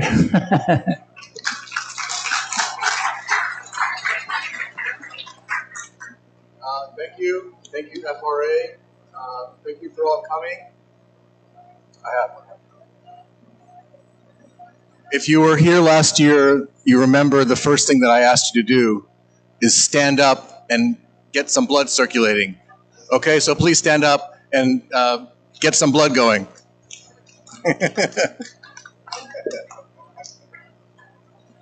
You can do Tai Chi if you'd like also.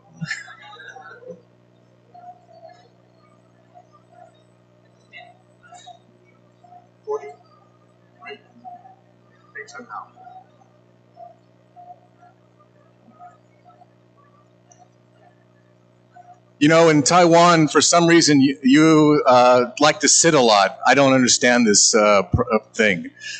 In the US, we have a thing where after 1 hour or 50 minutes, we have a break. So this is your break. I'm sorry it's short, but at least you get to move your body.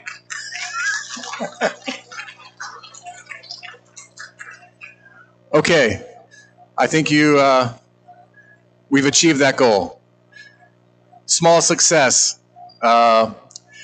So again, thank you for inviting me to speak.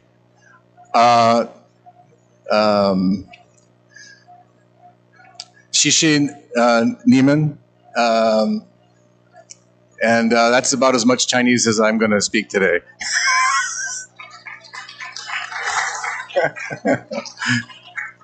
I did try to Google Translate a couple of the slides in the beginning and also in the end. In between, I decided not to do a full translation because I think it would take us past lunchtime. So I'm keeping it consolidated. So the first thing you should know is I'm a troublemaker. So what I'm about to say is I'm going to be critical of both the United States and Taiwan, because I think both countries need to do more to deal with China. It's not on Taiwan's responsibility 100%, and it's not on the US 100% responsibility. Together, Taiwan and the United States need to do more. That's my big picture.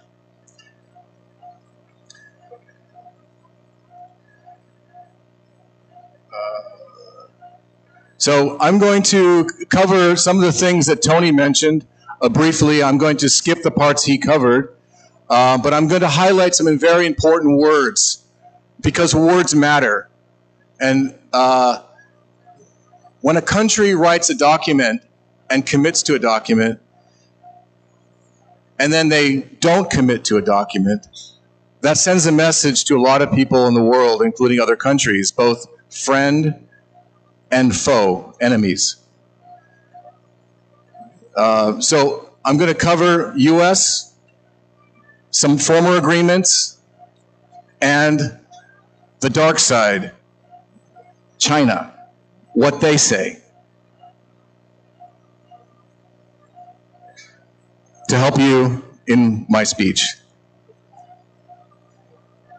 Okay?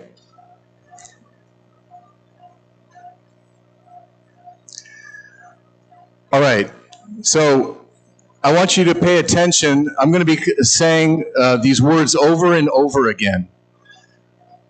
These are words that you'll see in U.S. documents. Peaceful, peaceful settlement, peaceful, this is a Chinese word, peaceful reunification, peaceful solution, peace, peace, peace, peace. Okay? I want you to really focus on that. The other words I want you to focus on are conflict, war, gravely in danger, non-peaceful means. Trigger words like sovereignty, territorial integrity, non-interference, internal affairs. These are words that China uses. Taiwan independence, two Chinas, one China, one Taiwan. Foreign interference, separatist forces, independence seeking, independent Taiwan, Taiwan question.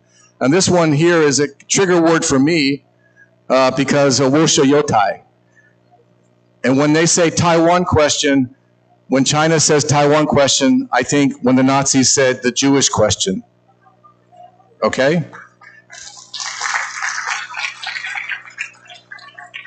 One China, two governments. I think Hong Kong learned this statement too late. The status of Taiwan remains to be determined. This is an American statement. So these are trigger words that I want you to key in on as well. And then, of course, the China dream, which is Taiwan's nightmare, reunification, reunify, complete reunification, and national rejuvenation.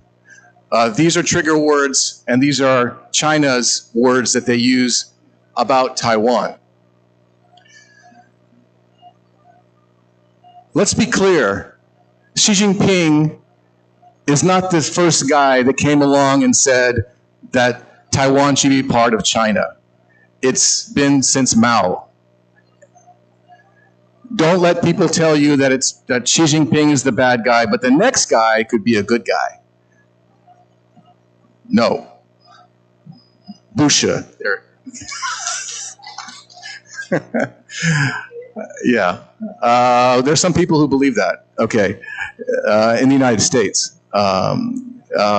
So, the two questions, just like Josh mentioned 3 questions, I have 2 questions that I want you to keep in your mind.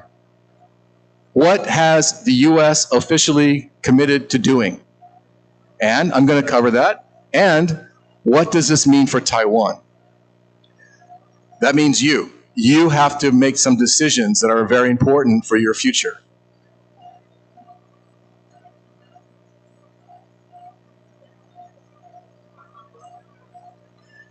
In case you didn't understand what I just said.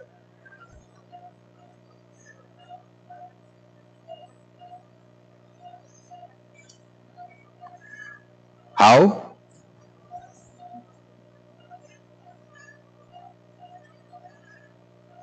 Okay. Now, Tony mentioned the Taiwan Relations Act, and that's what we're observing today. We're observing the 45th anniversary of its signing. And as well, Tony mentioned the joint communiques and the 6 assurances. But I'm going to go more into detail on the words. On the words. And then there's other documents that you probably are aware of. I'm not going to go into too much detail, but you should be aware that the National Defense Authorization Act isn't a policy document because it's a law signed by the President and Congress. And that's why there are lots of American military in Taiwan training the ROC military, and that's why a lot of those military people are in the U.S. This is the first time in a long time, since 1979, that the U.S. officially is training here and training Taiwanese there. Officially, large numbers. In the past, the U.S. has trained U.S. Air Force, ROC Air Force pilots continuously in the United States, but this is the first time officially the U.S. is training large numbers of ROC military. So that's a big change, and that's a good change.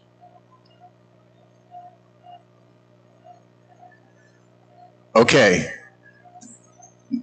From here on, I don't have translation. Sorry. All right? I could, but it would be too much. The wording would be too much. But the colors help you focus. Okay? The red, bad. The blue, good. I wanted to use green as good, but it didn't look too well on PowerPoint, so sorry. All right. So the first thing, the first Shanghai Communique, 1972, Mao Zedong, right? Richard Nixon. This agreement, the communique, says what the Chinese says and what the U.S. says. We all know what the Chinese say. You don't need to read all that. The bottom line is they think that Taiwan is part of China, right? That's not new. The wording on the U.S. is very important. It says the U.S. side declared the United States acknowledges that all Chinese on either side of the Taiwan Strait maintain that there is one China. Acknowledges. It doesn't mean it agrees. It just says, hey, yeah, you guys, you're all kind of related or connected somehow or another. And it reaffirms its interest in a peaceful settlement. Okay? Peaceful settlement. So this is kind of like the first time the idea is put into the documents of the U.S. that the U.S. wants Taiwan and China to resolve their differences peacefully. Okay, next slide. Second communique.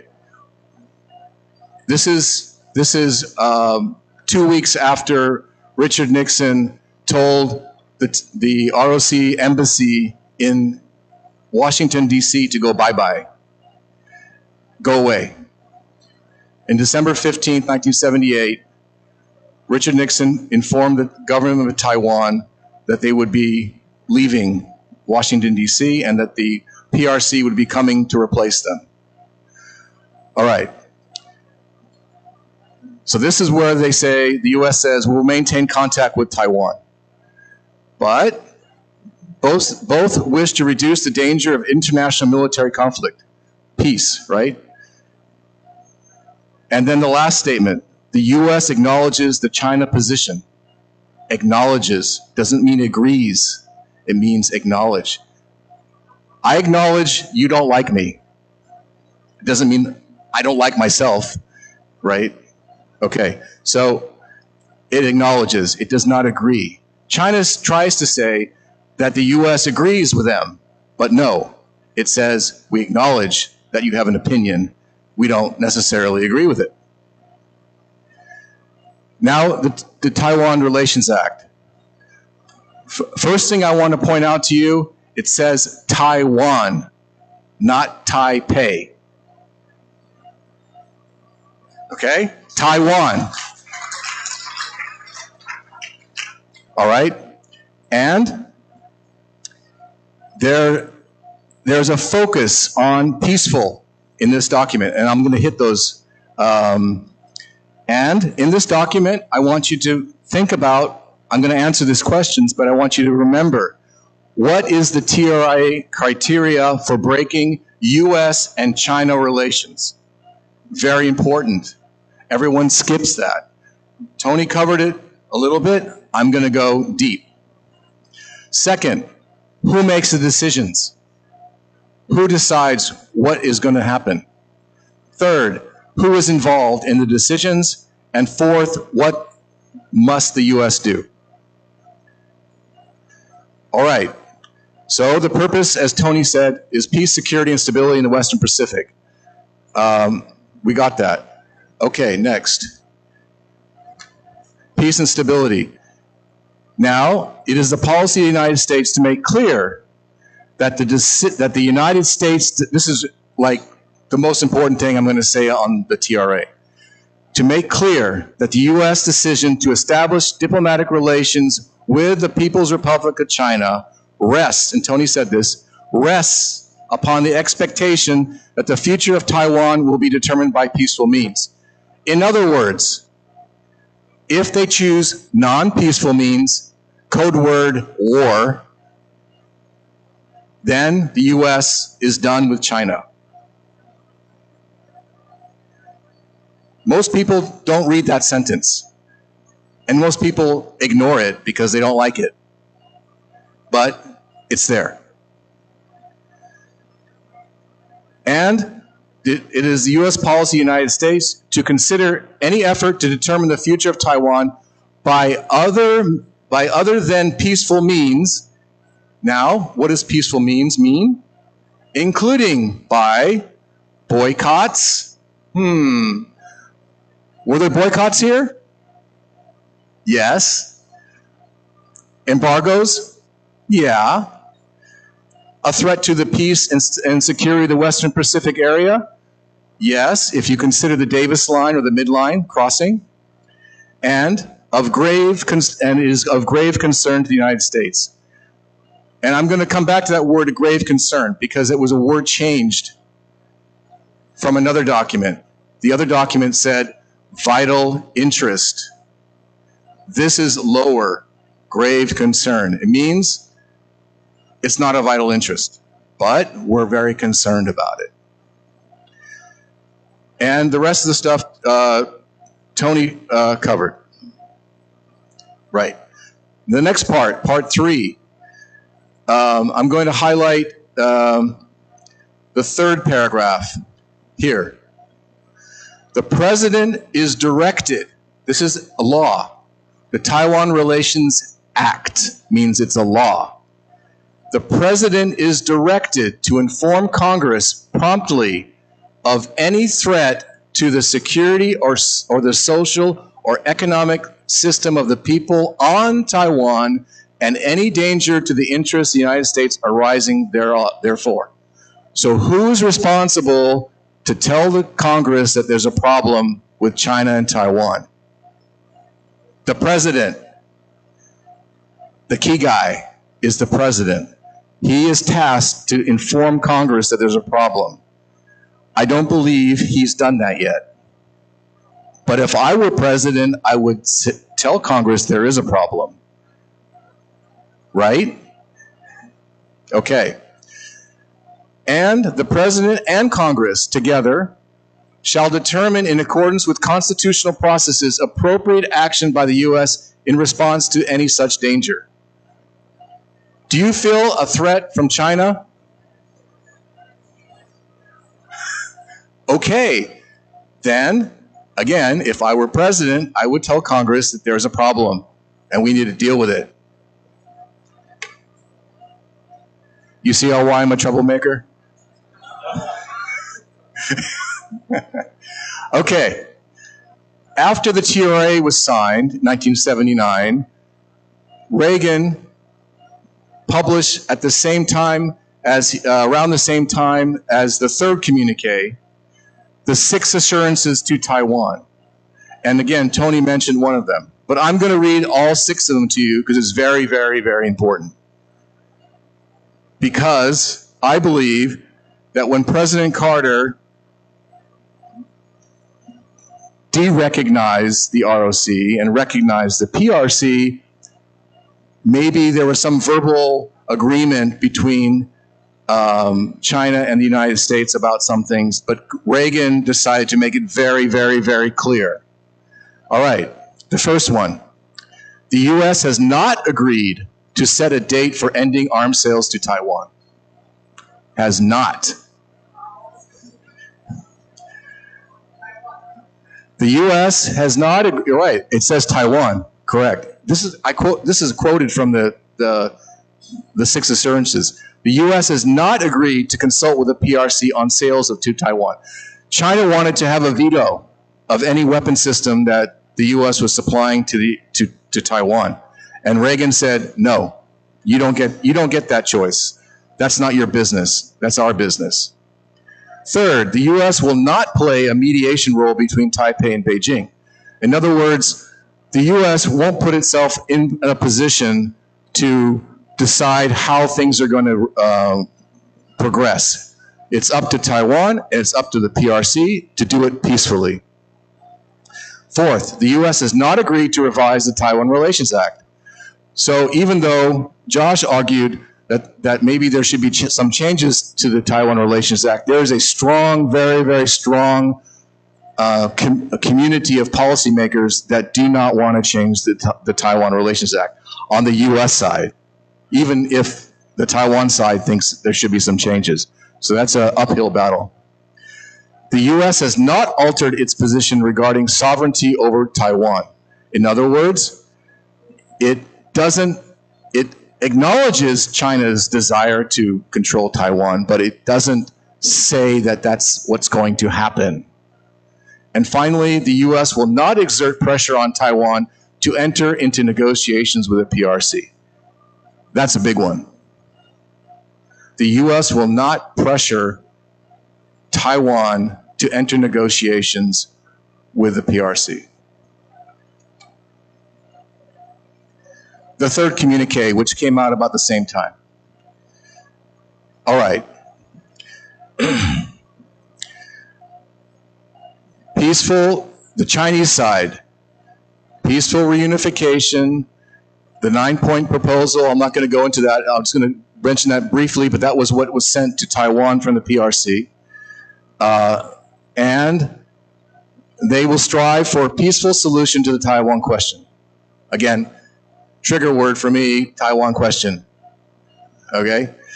President Reagan provides his interpretation of the communique in an internal memo. This is what Reagan wrote to his staff, presidential memorandum. And it said the following. As you know, I've agreed to the issuance of the joint communique, blah, blah, blah. Now, the talks leading up to the signing of the communique were premised on the clear understanding that any reduction of arms sales depends on the peace in the Taiwan Straits and the continuity of China's declared fundamental policy of seeking peaceful resolution of the Taiwan issue. As long as China pursues peaceful means, great, we're all in. But in addition, it is essential that the quality and quantity of arms provided to Taiwan be conditioned entirely on the threat posed by the PRC. This is what Tony mentioned. Both in quantitative and qualitative terms, Taiwan's defense capability relative to that of the PRC will be maintained. All right, this word, qualitative and quantitative. Now, I don't know if you know this or not, but I spent many years living and working and serving in the Middle East. I'm a retired Air Force guy. I was a military attaché in Israel.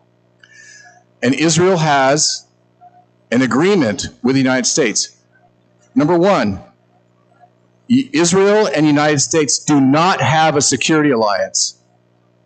There is no security alliance between the United States and Israel. Sounds like Taiwan. Okay, ROC, Taiwan. You guys fight that out. I'm not going to fight that. You can keep on saying ROC all you want, but I'm just saying Taiwan for now. You guys fight it out. I'm not here to fight that fight. But it is called the Taiwan Relations Act.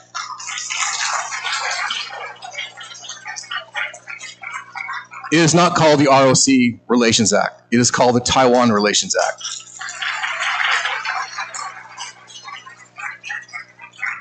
All right. So Israel has an agreement with the United States that the United States will maintain a qualitative edge over all its neighbors. That's why Israel gets the F-35. This thing says the same thing, but conditioned on the relationship with the U.S. and China. So it's possible that the United States could give more types of enhanced weapons to Taiwan if the threat was greater or people were able to persuade the government of the United States that the threat is greater. Okay. I'm skipping now to 2018. And again, Tony mentioned the Taiwan Travel Act, but I'm going to say it specifically so you know it's a law in the United States. Clear law. And oh, by the way, for all you people that think Trump is bad for Taiwan, this is him. He signed this, okay? It wasn't Biden, it wasn't Clinton, it wasn't Obama, it was Trump. And what did Trump say in this Taiwan Relations Act? That's law. Again, Taiwan Relations Act. Okay. Taiwan Travel Act. Okay. Since the enactment of the Taiwan Relations Act, relations between the United States and Taiwan have suffered from insufficient high-level communication due to self-imposed restrictions that the U.S. maintains on high-level visits with Taiwan. In other words, as Tony mentioned, we, the United States, I don't work for them anymore, but I can say that now, made restrictions that were self-imposed. No one said, don't send the Secretary of State, Secretary of Defense, et cetera, to Taiwan. No one said that. It was self-imposed.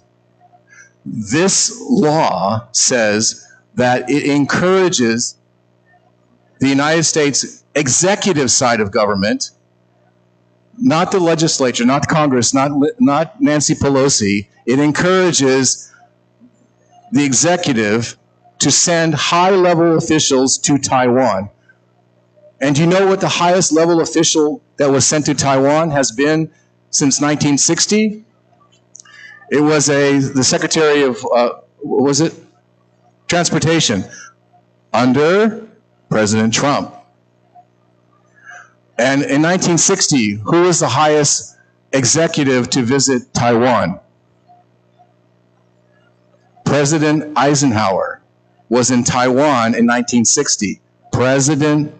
As president. That's the last time a U.S. president, and only time that a president showed up in Taiwan. Okay, but he's saying this act says everybody in the executive should and can visit Taiwan. All right.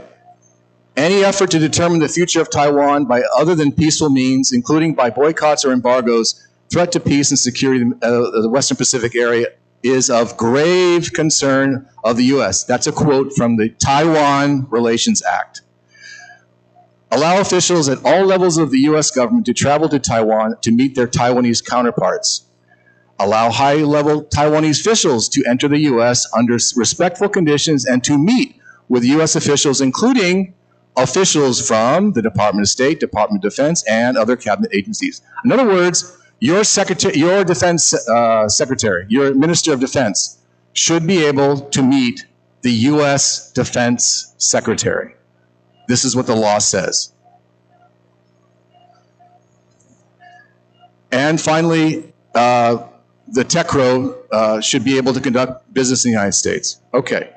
Do you see where I'm going with this? I hope so. What I'm saying is we're underachieving. We could do more. A lot more. Okay. Now, I'm going to do a little history lesson that you probably don't know about because you probably don't have the time to study or read it. But I think it's very important, a few more details about the past U.S. ROC or Taiwan relations. Before the Mutual Defense Treaty was published between Taiwan and the United States, there was a joint resolution that Congress signed for President Eisenhower and gave him the authority to do certain things. This is really important.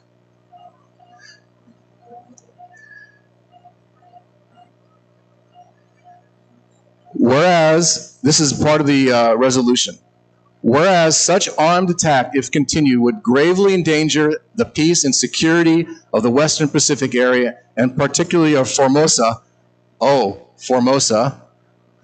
okay, of Formosa and the Pescadores, okay, Penghu, right?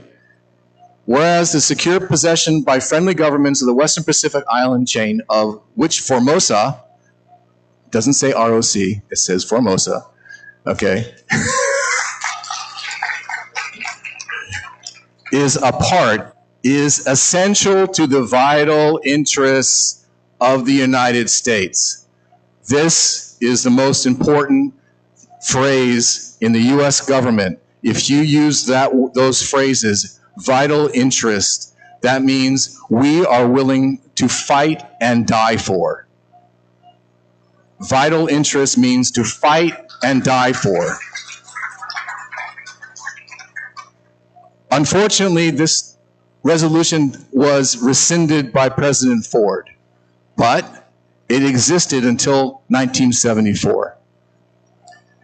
Okay, therefore be it resolved by the Senate and House of Representatives of the United States assembled that the President of the United States be and he hereby is authorized to employ the armed forces of the United States as he deems necessary for the specific purpose of securing and protecting Formosa and the Pescadores against armed attack.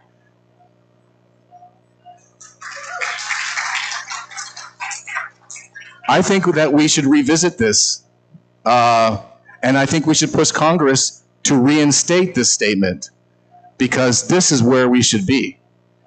Okay? That's my opinion.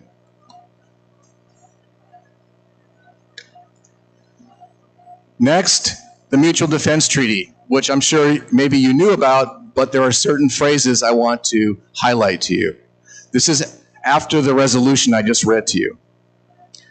Article 2, it says, parties separately and jointly by self-help and mutual aid will maintain and develop, this is between the, now interestingly enough, I want you to note the title of this Mutual Defense Treaty, okay, for all you ROC fans, was called the Sino-American Mutual Defense Treaty.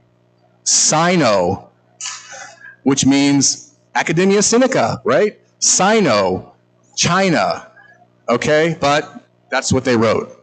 Okay, anyway, between Taiwan and the United States, it said that both sides will develop their individual and collective capacity to resist armed attack and communist subversive activities directed from without against their territorial integrity and political stability. This sounds very similar to what's happening now, right? China is trying to infiltrate your elections, trying to mess with your population. They're doing all kinds of things at every different level. This treaty would force the United States and Taiwan to work closer together to deal with the threat. Article 10, this treaty shall remain in force indefinitely, and that either party may terminate it 1 year after notice has been given to the other party. This was interesting wording. In other words, there was no need to renew it unless either side said, we're out. So, President Carter notified Taiwan on the 15th of December 1978 of the treaty termination. But until then, it was in perpetuity, forever. The treaty allowed the U.S. to deploy tactical nuclear weapons to Taiwan from 1955 to 1974. The weapons were withdrawn as part of the CCP's requirement for normalization with the U.S. In case you didn't know, but maybe you do, the U.S. had tactical nuclear weapons here since 1955 until 74.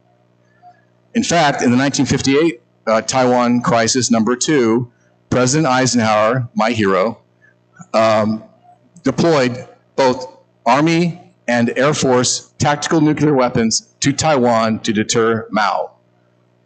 And it worked. All right, one more thing. Thomas Schelling, a famous economist, a Nobel laureate, and also a strategist, he said that the PRC Taiwan crisis from 1954 to 1958, that's the 2 Taiwan crises, was the only time, he wrote this in 2013, was the only time the United States really might have used nuclear weapons since World War II. Cuban Missile Crisis, he knew about. He was part of the government then. He was an advisor to the government. The Yom Kippur War in 1973, all these other wars were not the same level of threat that the U.S. saw with China and Taiwan. Okay?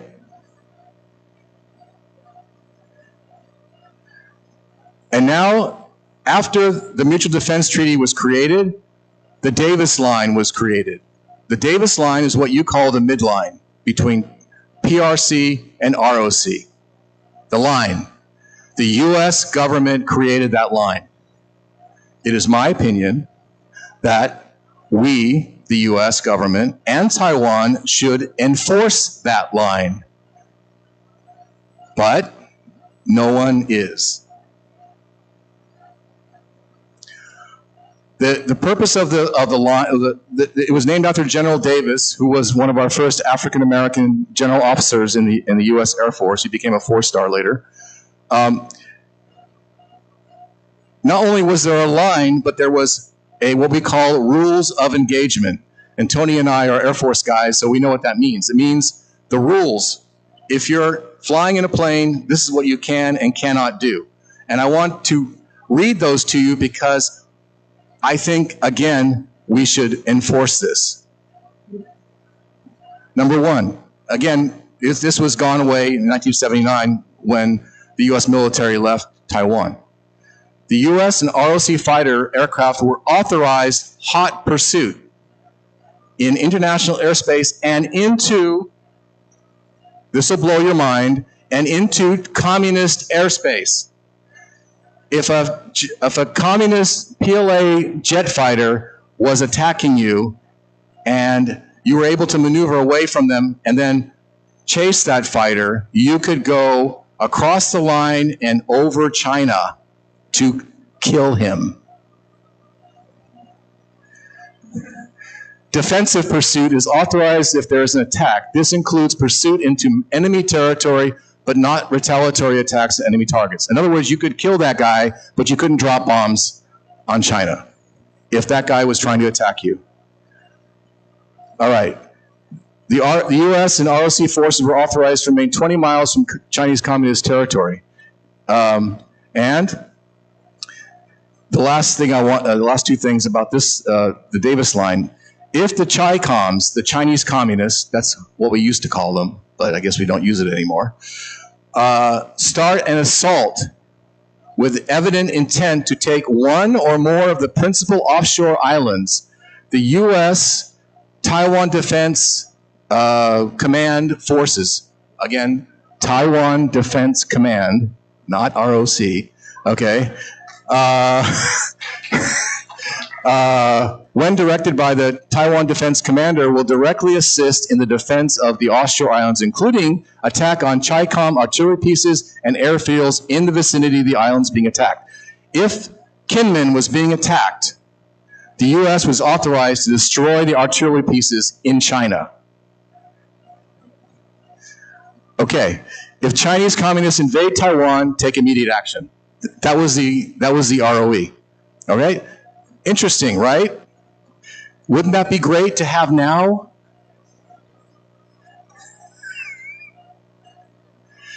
All right, and now to a modern period, the U.S. national security strategy. I hammered to you vital interests. Now, let's look at what the U.S. national security under Biden says about vital interests. But before we go to there, I want to remind you that the U.S. national security strategy has to be published by the president, usually within a year, according to the Goldwater-Nichols Act.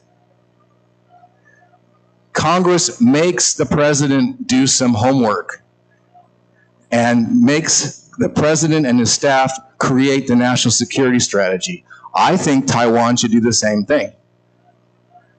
The last time there was a national security strategy of Taiwan was between 2000 and 2008. Who was the president of Taiwan? 2000 to 2008. Right. Not Ma Ying-jeou. What are you talking about? Ma Ying-jeou was after. 2000 to 2008. Yes, thank you. And he did two documents, 2006 and 2008. That's the last time there was a national security document published by the government of Taiwan. Anyway, Taiwan is mentioned 7 times in this document. It's important. The previous strategy documents published by the Biden administration, here's a list of them. All right, if you want to go into more detail, it's all there. I'm going to cover some of the highlights of these documents. Are you guys awake? Okay, good. I'm just getting started. What? 1 minute? Dang. Okay, well, it's not advancing. Oh, here we go. All right, this will be my last slide. 1 minute. Vital interest. The United States has vital interests in deterring, we're willing to die for and fight for, in deterring aggression by the PRC, Russia, and other states. We're willing to fight against China and Russia if it harms our vital interest. We want to promote a free and open Indo-Pacific. The U.S. has a vital interest in realizing a region that is open, interconnected, prosperous, secure, and resilient. Taiwan is mentioned 7 times in the national security strategy. These are them. I don't have time to go over it, but bottom line is Taiwan is important. And, come on, move forward. All right, I'm going to skip all these and go to the very end. Very, very end. I have 2 slides, okay? 2 slides. Give me 2 slides. I was going to cover China, but I guess I'm not going to. Does it look familiar? All right. Okay. Bottom line, my 2 last slides. The PRC, Communist China, has shifted from peaceful unification promise to making non-peaceful means possible because of the anti-succession law 2005. That was one of the documents I was going to go over. They have opened up the door to non-peaceful means, which means war. Since the PRC is no longer only pursuing peaceful means, the U.S. should reevaluate its relation to the PRC. The Taiwan Relations Act gives the United States the ability to do that. And the Taiwan Relations Act gives the United States the justification to shift relations from PRC to Taiwan anytime. President and Congress have to agree.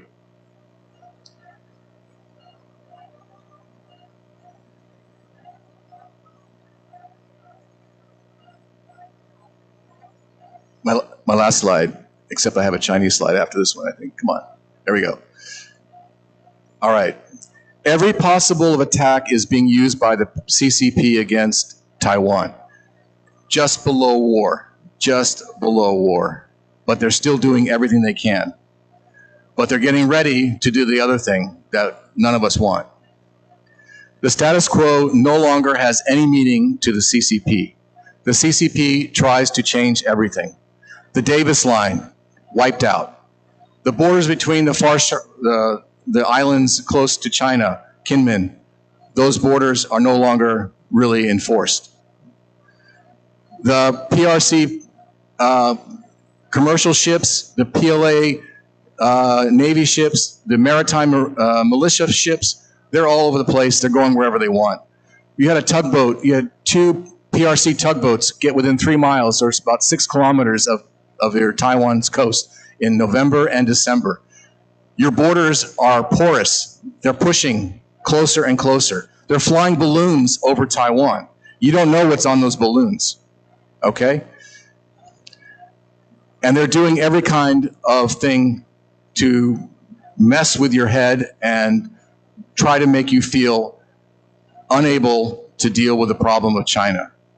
So I believe, again, the United States and Taiwan have a responsibility to up the game. And I've just given you some ideas of how that could be done. Thank you for your time.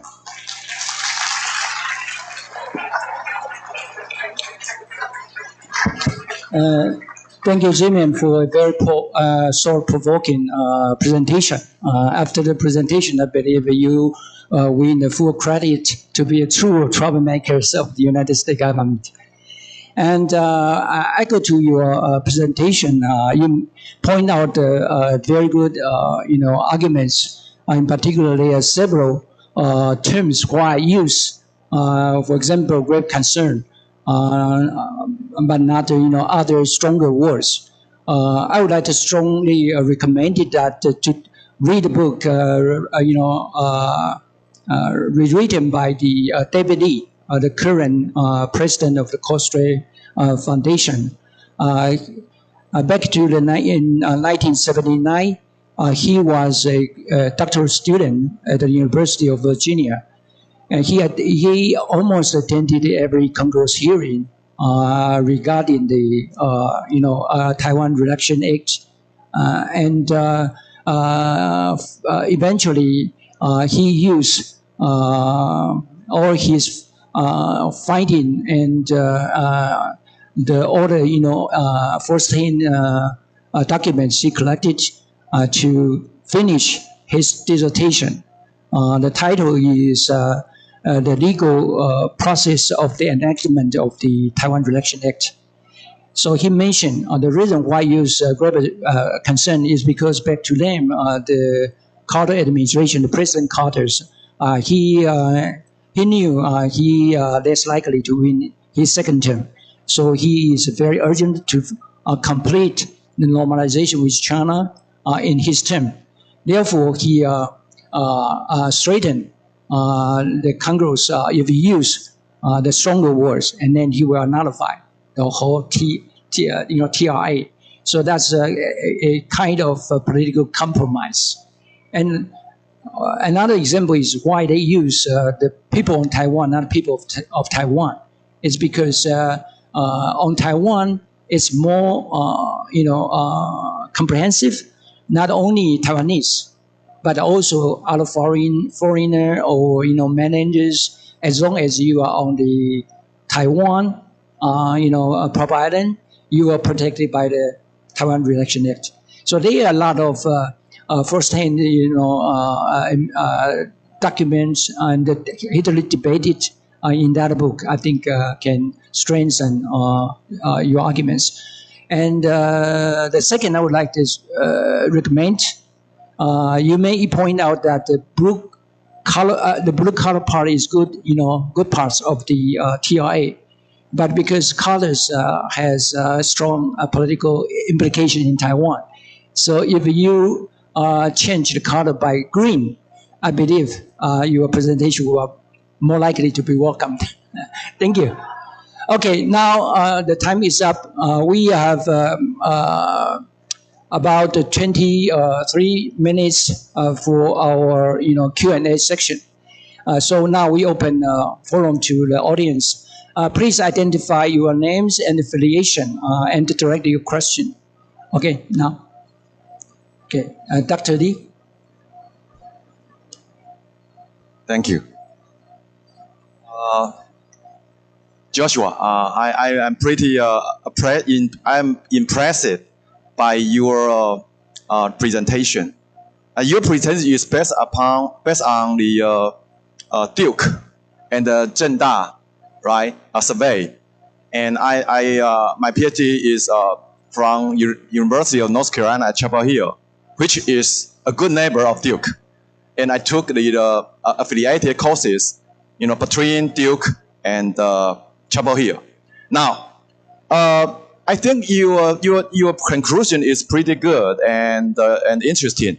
You say that Taiwanese public opinion, is inconsistent with some of the key arguments for maintaining the strategic ambiguity of the TRA.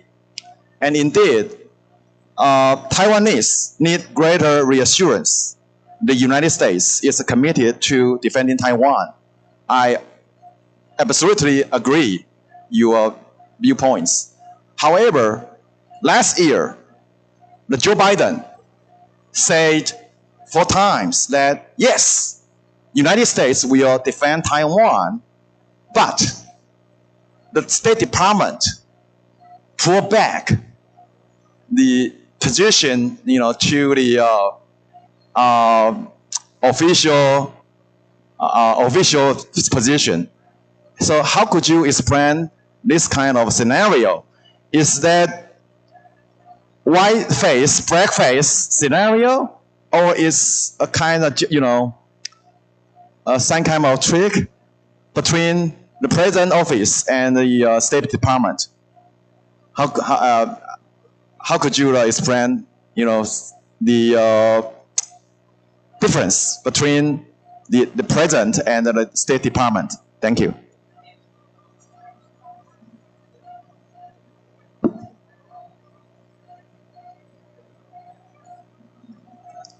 Dr. Lee, is that okay? First of all, I'm a Tar Heel. I did my undergrad at Chapel Hill, so we're Xiaoyou. So why do we see this pattern where the State Department walks back or kind of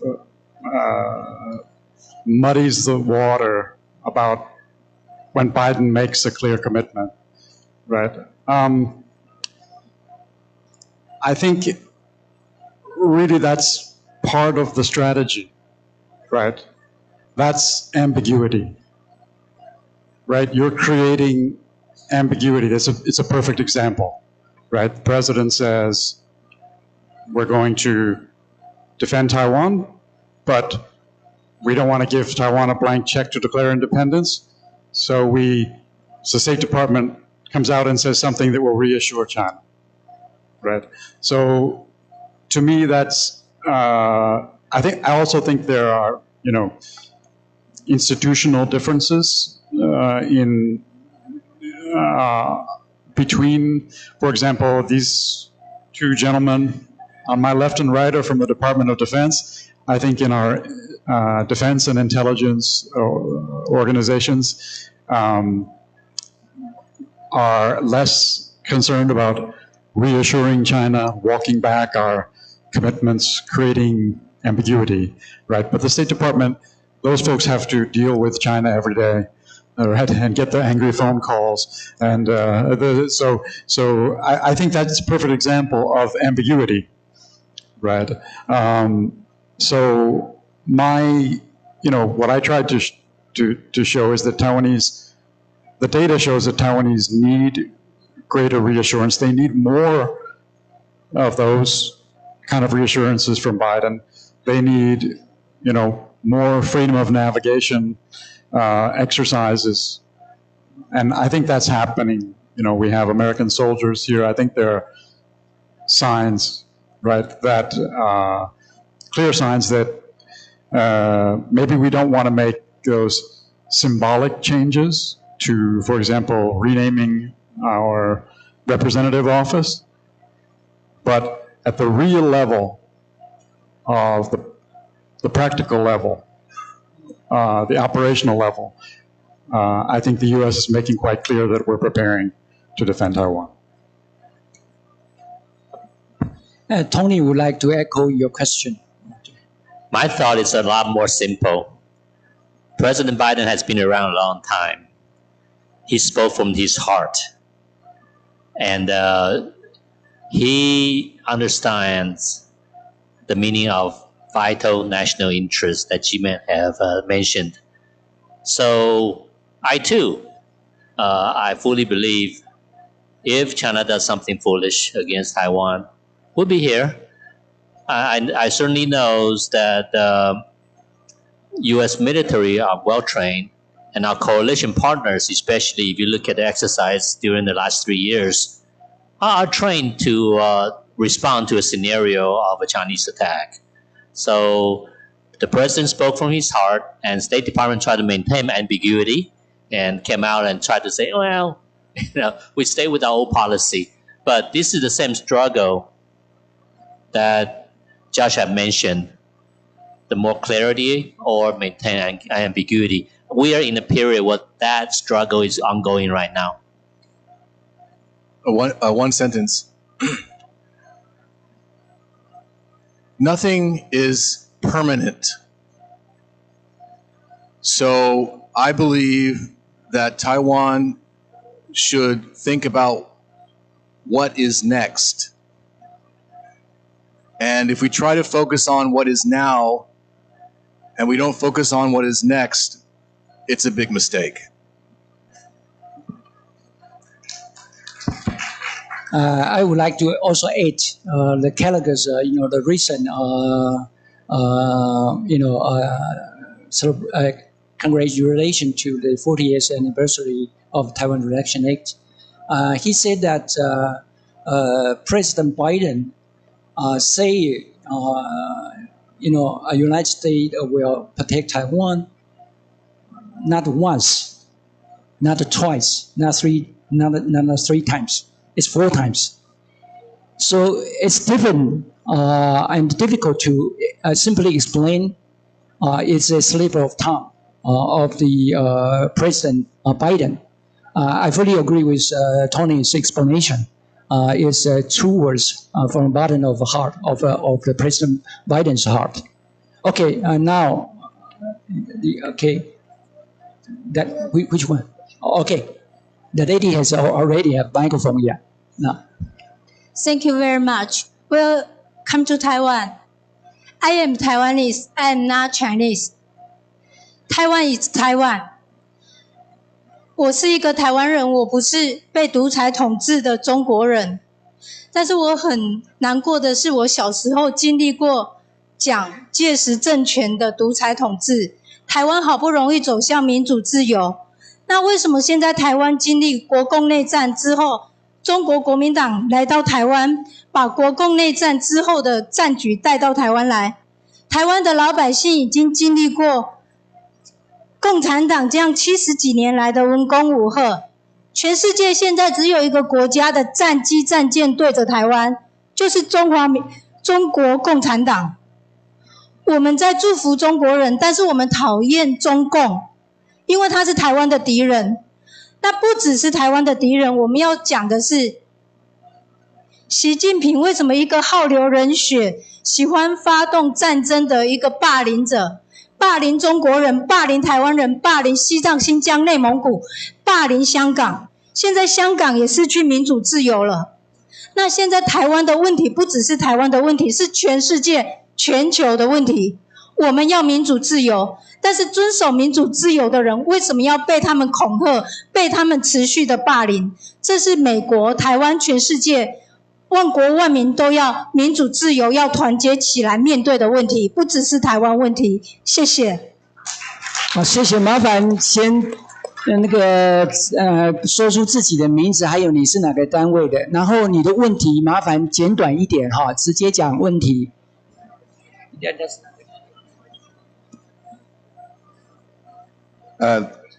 Thank you for our panelists. I like to thank my friend Junai for his comment. And I just wondering that maybe I can get an answer from our panelists. My name is Ming Chang. I'm the president of Hello Taiwan. You mentioned earlier in 1978 that President Carter pretty much canceled various different policies toward Taiwan. Now, what would it take to reinstate all these policies? So I think it takes a willingness and a desire by both Taiwan and the United States to change. And unfortunately, I think the only way that's going to happen is something going bang in the night. I hope, well, let me put it this way. Xi Jinping has made mistakes in the past. And I believe he'll continue to make mistakes in the future. The strategy I would recommend is to prepare for the next mistake that Xi Jinping has and use that mistake as a means to open up the discussion about changing the TRA. That's how I would recommend to do it. When there's a mistake by Xi Jinping, when he does something stupid, like Hong Kong, like Pelosi's visit, like starting a war in the Philippines, somewhere in the area, he makes a mistake. Not invading Taiwan, but some other mistake. That is the time to be ready to start the conversation with the United States and say, we need to change this relationship. It is no longer, the TRA is no longer valid because the peaceful means is no longer the pursuit that is happening around Taiwan. Therefore, we need to change. Until something happens, I don't think either side is going to change, Taiwan or the United States.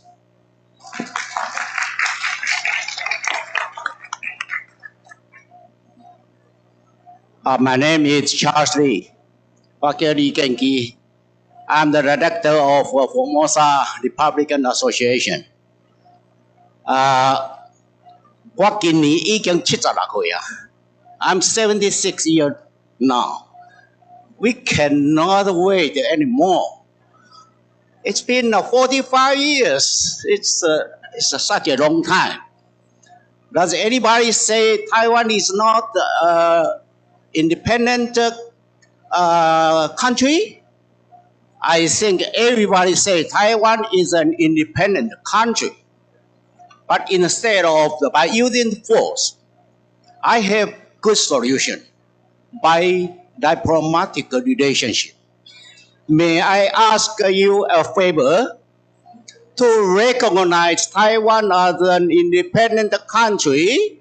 If there were 50, 100 countries recognize Taiwan as the countries, I think China Communist Xi Jinping will be gone. 那有50个100个国家承认台湾是一个主权独立的国家，我看习近平就倒台啊！ We would like to pay for the defense budget. We pay for the security. Don't worry, we will pay. So,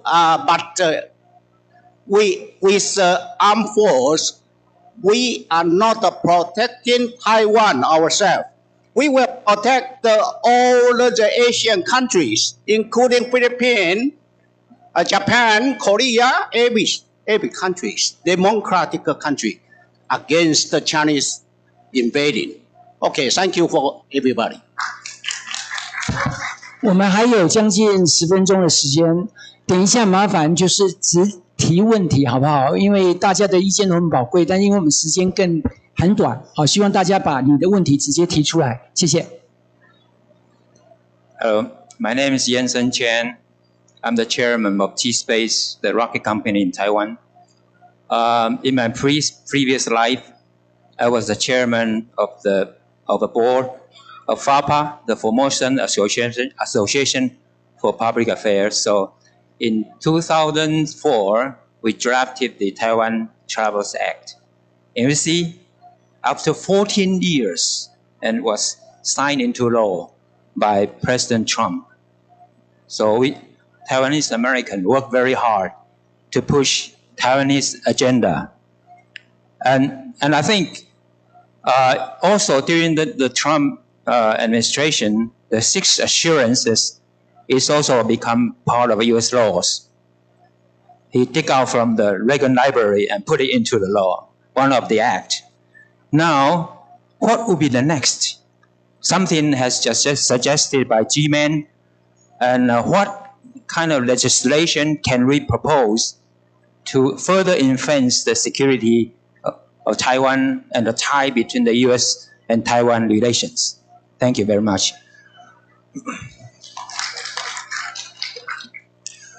So I'm the troublemaker. So I've written some ideas in that area. One of the things that every country in the world has is a one China policy. And in most of those agreements, it says that China should pursue peaceful means with Taiwan. What I recommended in those papers is that every country in the world, with the United States leading the charge, going back to your idea, is that they update their relationship with China and say, our agreement with you is for peaceful means. If you pursue non-peaceful means with Taiwan, we will change our policy. Remind them that the agreement is on peaceful means. No one has been saying that. No one needs, and every country needs to remind China that if they pursue non-peaceful means, that their relationship with China and them is gone. That's the thing I think that will help on the diplomatic side. If every country in the world were to say, our relationship with you is on peaceful means. If you go the other way, we're done. That's one recommendation. Afterwards, you and I can have coffee.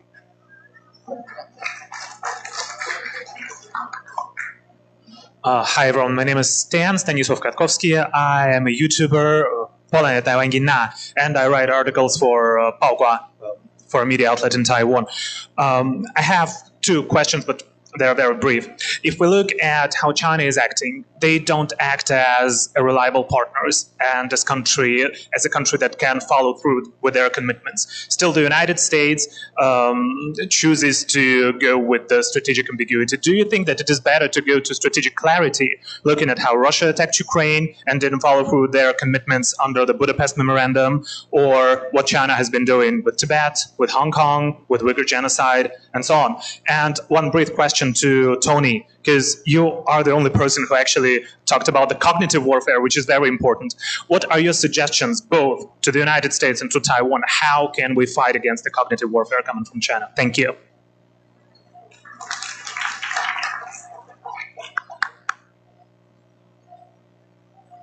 Okay. I'm a supporter of strategic clarity because I don't believe ambiguity can continue to deter China. Okay. deterrence is going to come from our true commitment, and not only United States, but a coalition commitment to maintain peace and stability in the Western Pacific, including Taiwan Strait. All right. And what was the second question? I'm sorry. Oh, cognitive warfare. I'm sorry.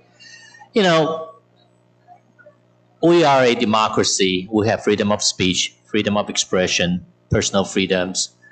And I believe AIT director have indicated this also. We cannot restrict our own freedom in order to kill the cognitive warfare.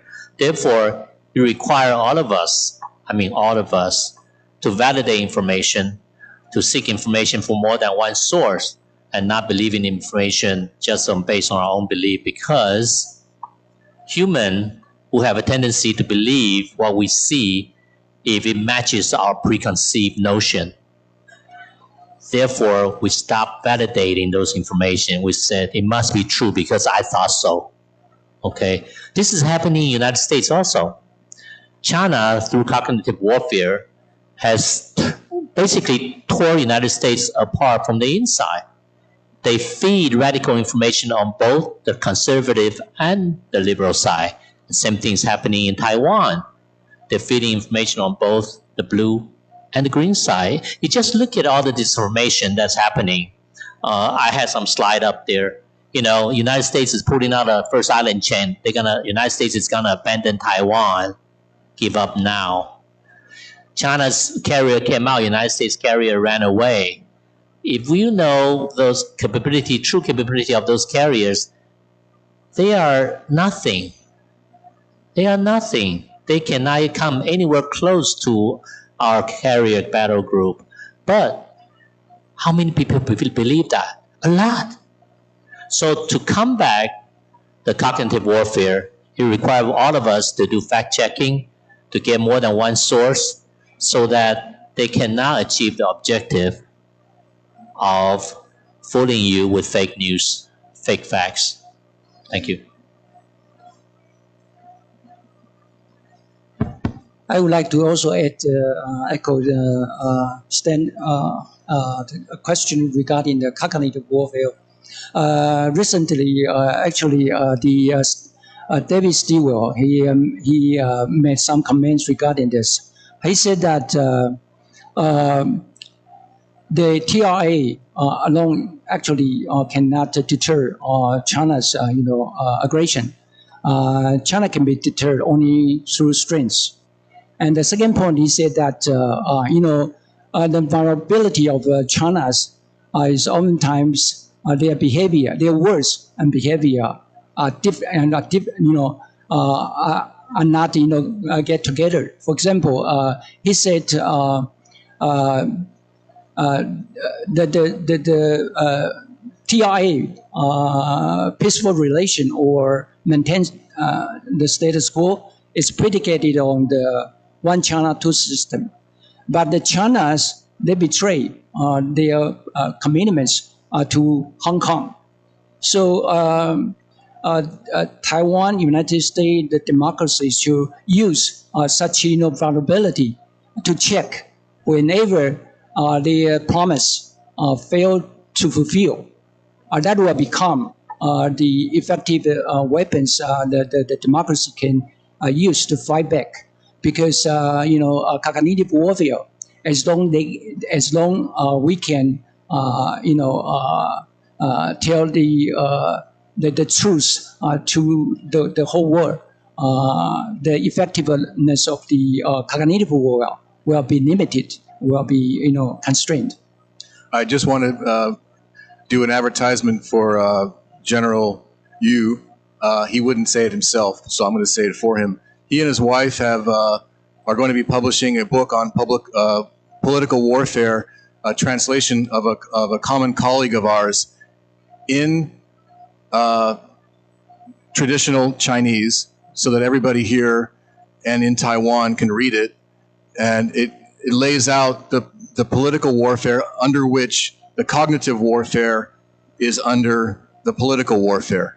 So free advertisement for the book that he's publishing at the end of the month on political warfare, originally written by Gary Gershanik, is coming out in traditional Chinese, published in Taiwan, for you to understand more about the cognitive warfare and all the other things that China is doing here against Taiwan. Okay, thank you for your promotion. The time is up. Time is up. So we have to conclude from here. If you have any personal question, please, come to talk in private kitchen. Okay, thank you. Thank you for your participation. 谢谢于将军跟我们Tony 教官，然后 G-Man 和我们的 Joshua Winger。